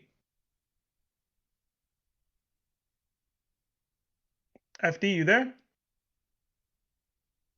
FD going once. Sophia's Hello. here.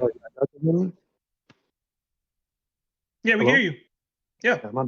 Yeah, before I start, I just want to say I'm like a new viewer. I just started watching y'all, so I think what you guys do is great. So shout out to you guys. But That's fun. Thank you for being here. I have like a simple reason as to why I think Mihawk would win, and I think it's just because like of Luffy's like inexperience in fighting swordsmen.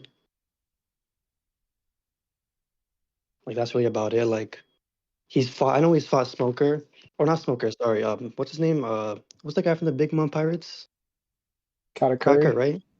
Cracker, yeah. I know Cracker is kind of a swordsman, but I feel like at the level as to where Mihawk is, I feel like Luffy just kind of lacks the experience, and that's why I have Mihawk. Yeah. All right, appreciate the take, and I'm glad you found us, man. If you want to be a guaranteed participant in DDTs like this, become a tiered member. This you were like donated in. If you want to have a guaranteed spot for DDTs and call-in streams and things, become a tiered member, Nakama Warlord or higher. Okay. All right, appreciate y'all. Thank you for having me. All right, man. All right, I see Sophia's in here. Sophia.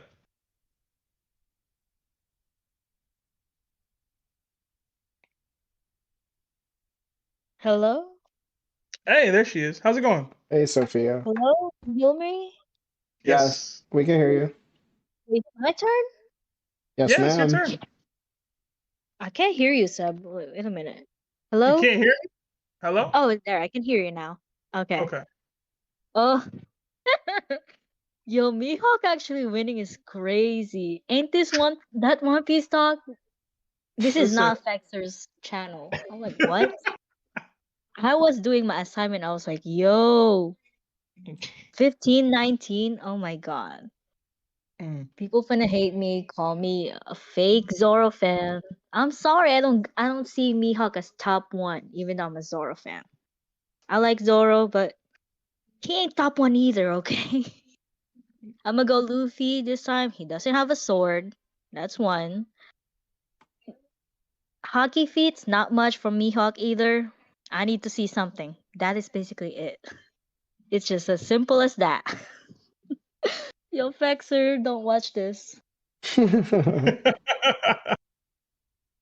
right, Sophia, thank you, and have a good night, okay?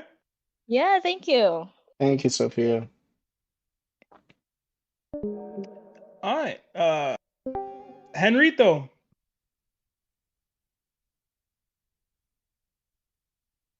Henrito, you there?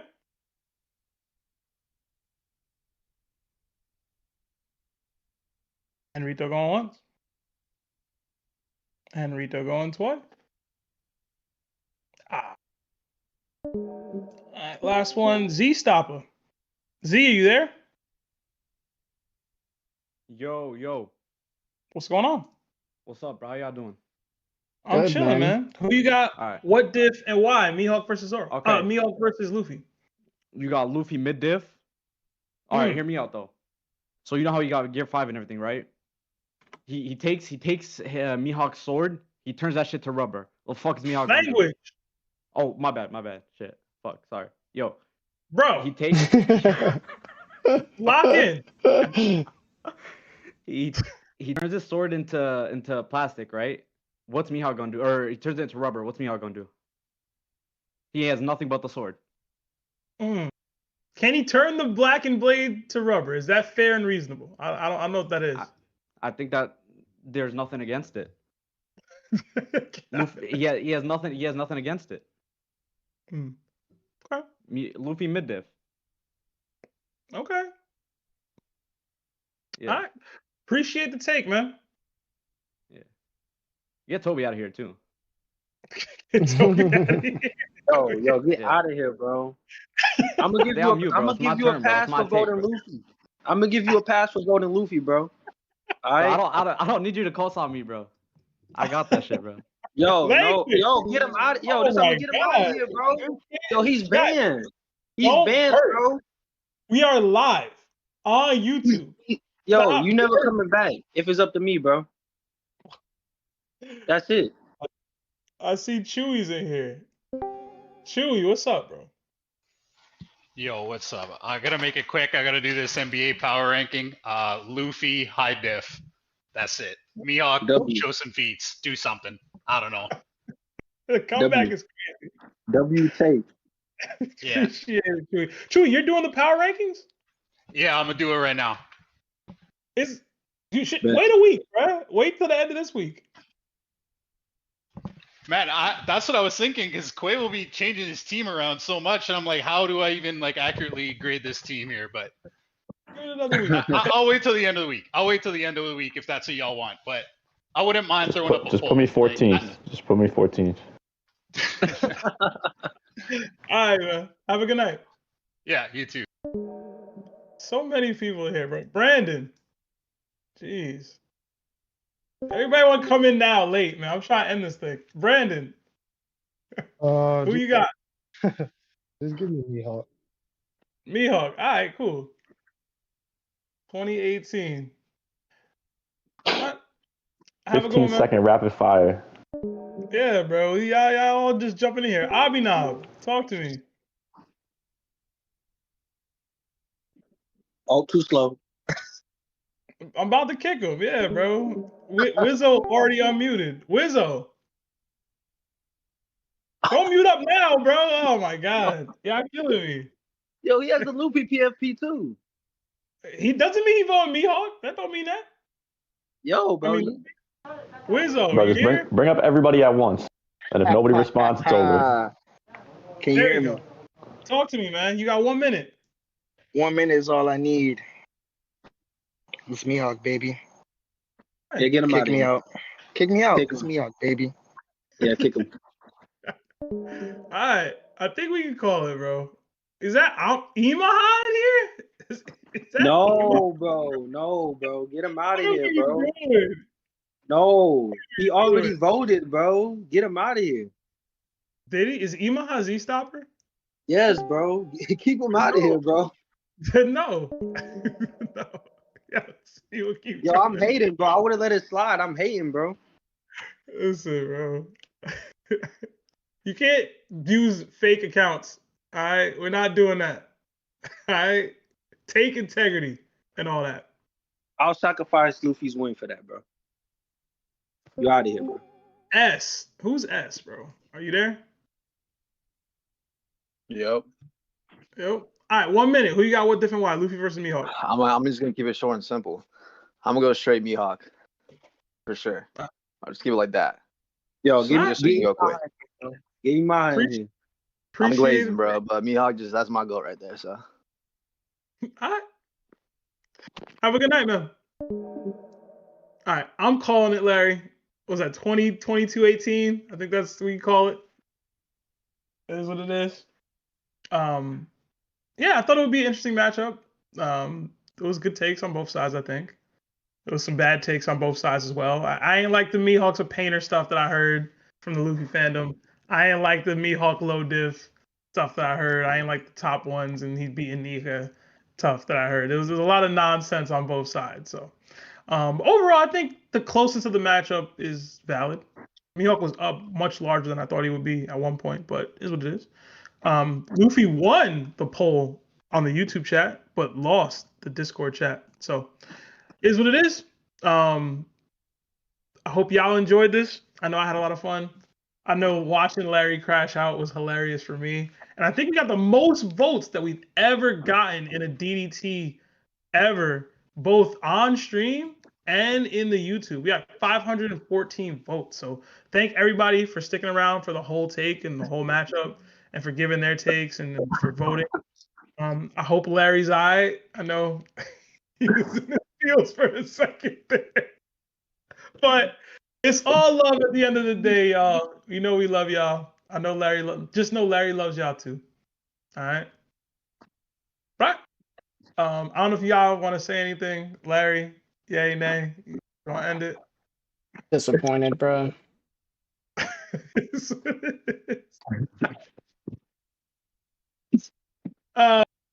Anyway, everybody have a good night and enjoy your Halloween. I know, be safe, have fun, but don't wild out too much. But I'll catch y'all next week. Or actually, there won't be a DDT next week. I'll be traveling. But our next DDT matchup, because people have been complaining that I haven't been giving them matchups early enough, should be pretty exciting. I have Odin versus Shiki and Kaido versus Loki. So, yes, I'm doing it. Enjoy that, prep for that, and give me your hottest takes on that one or those two. So, all right.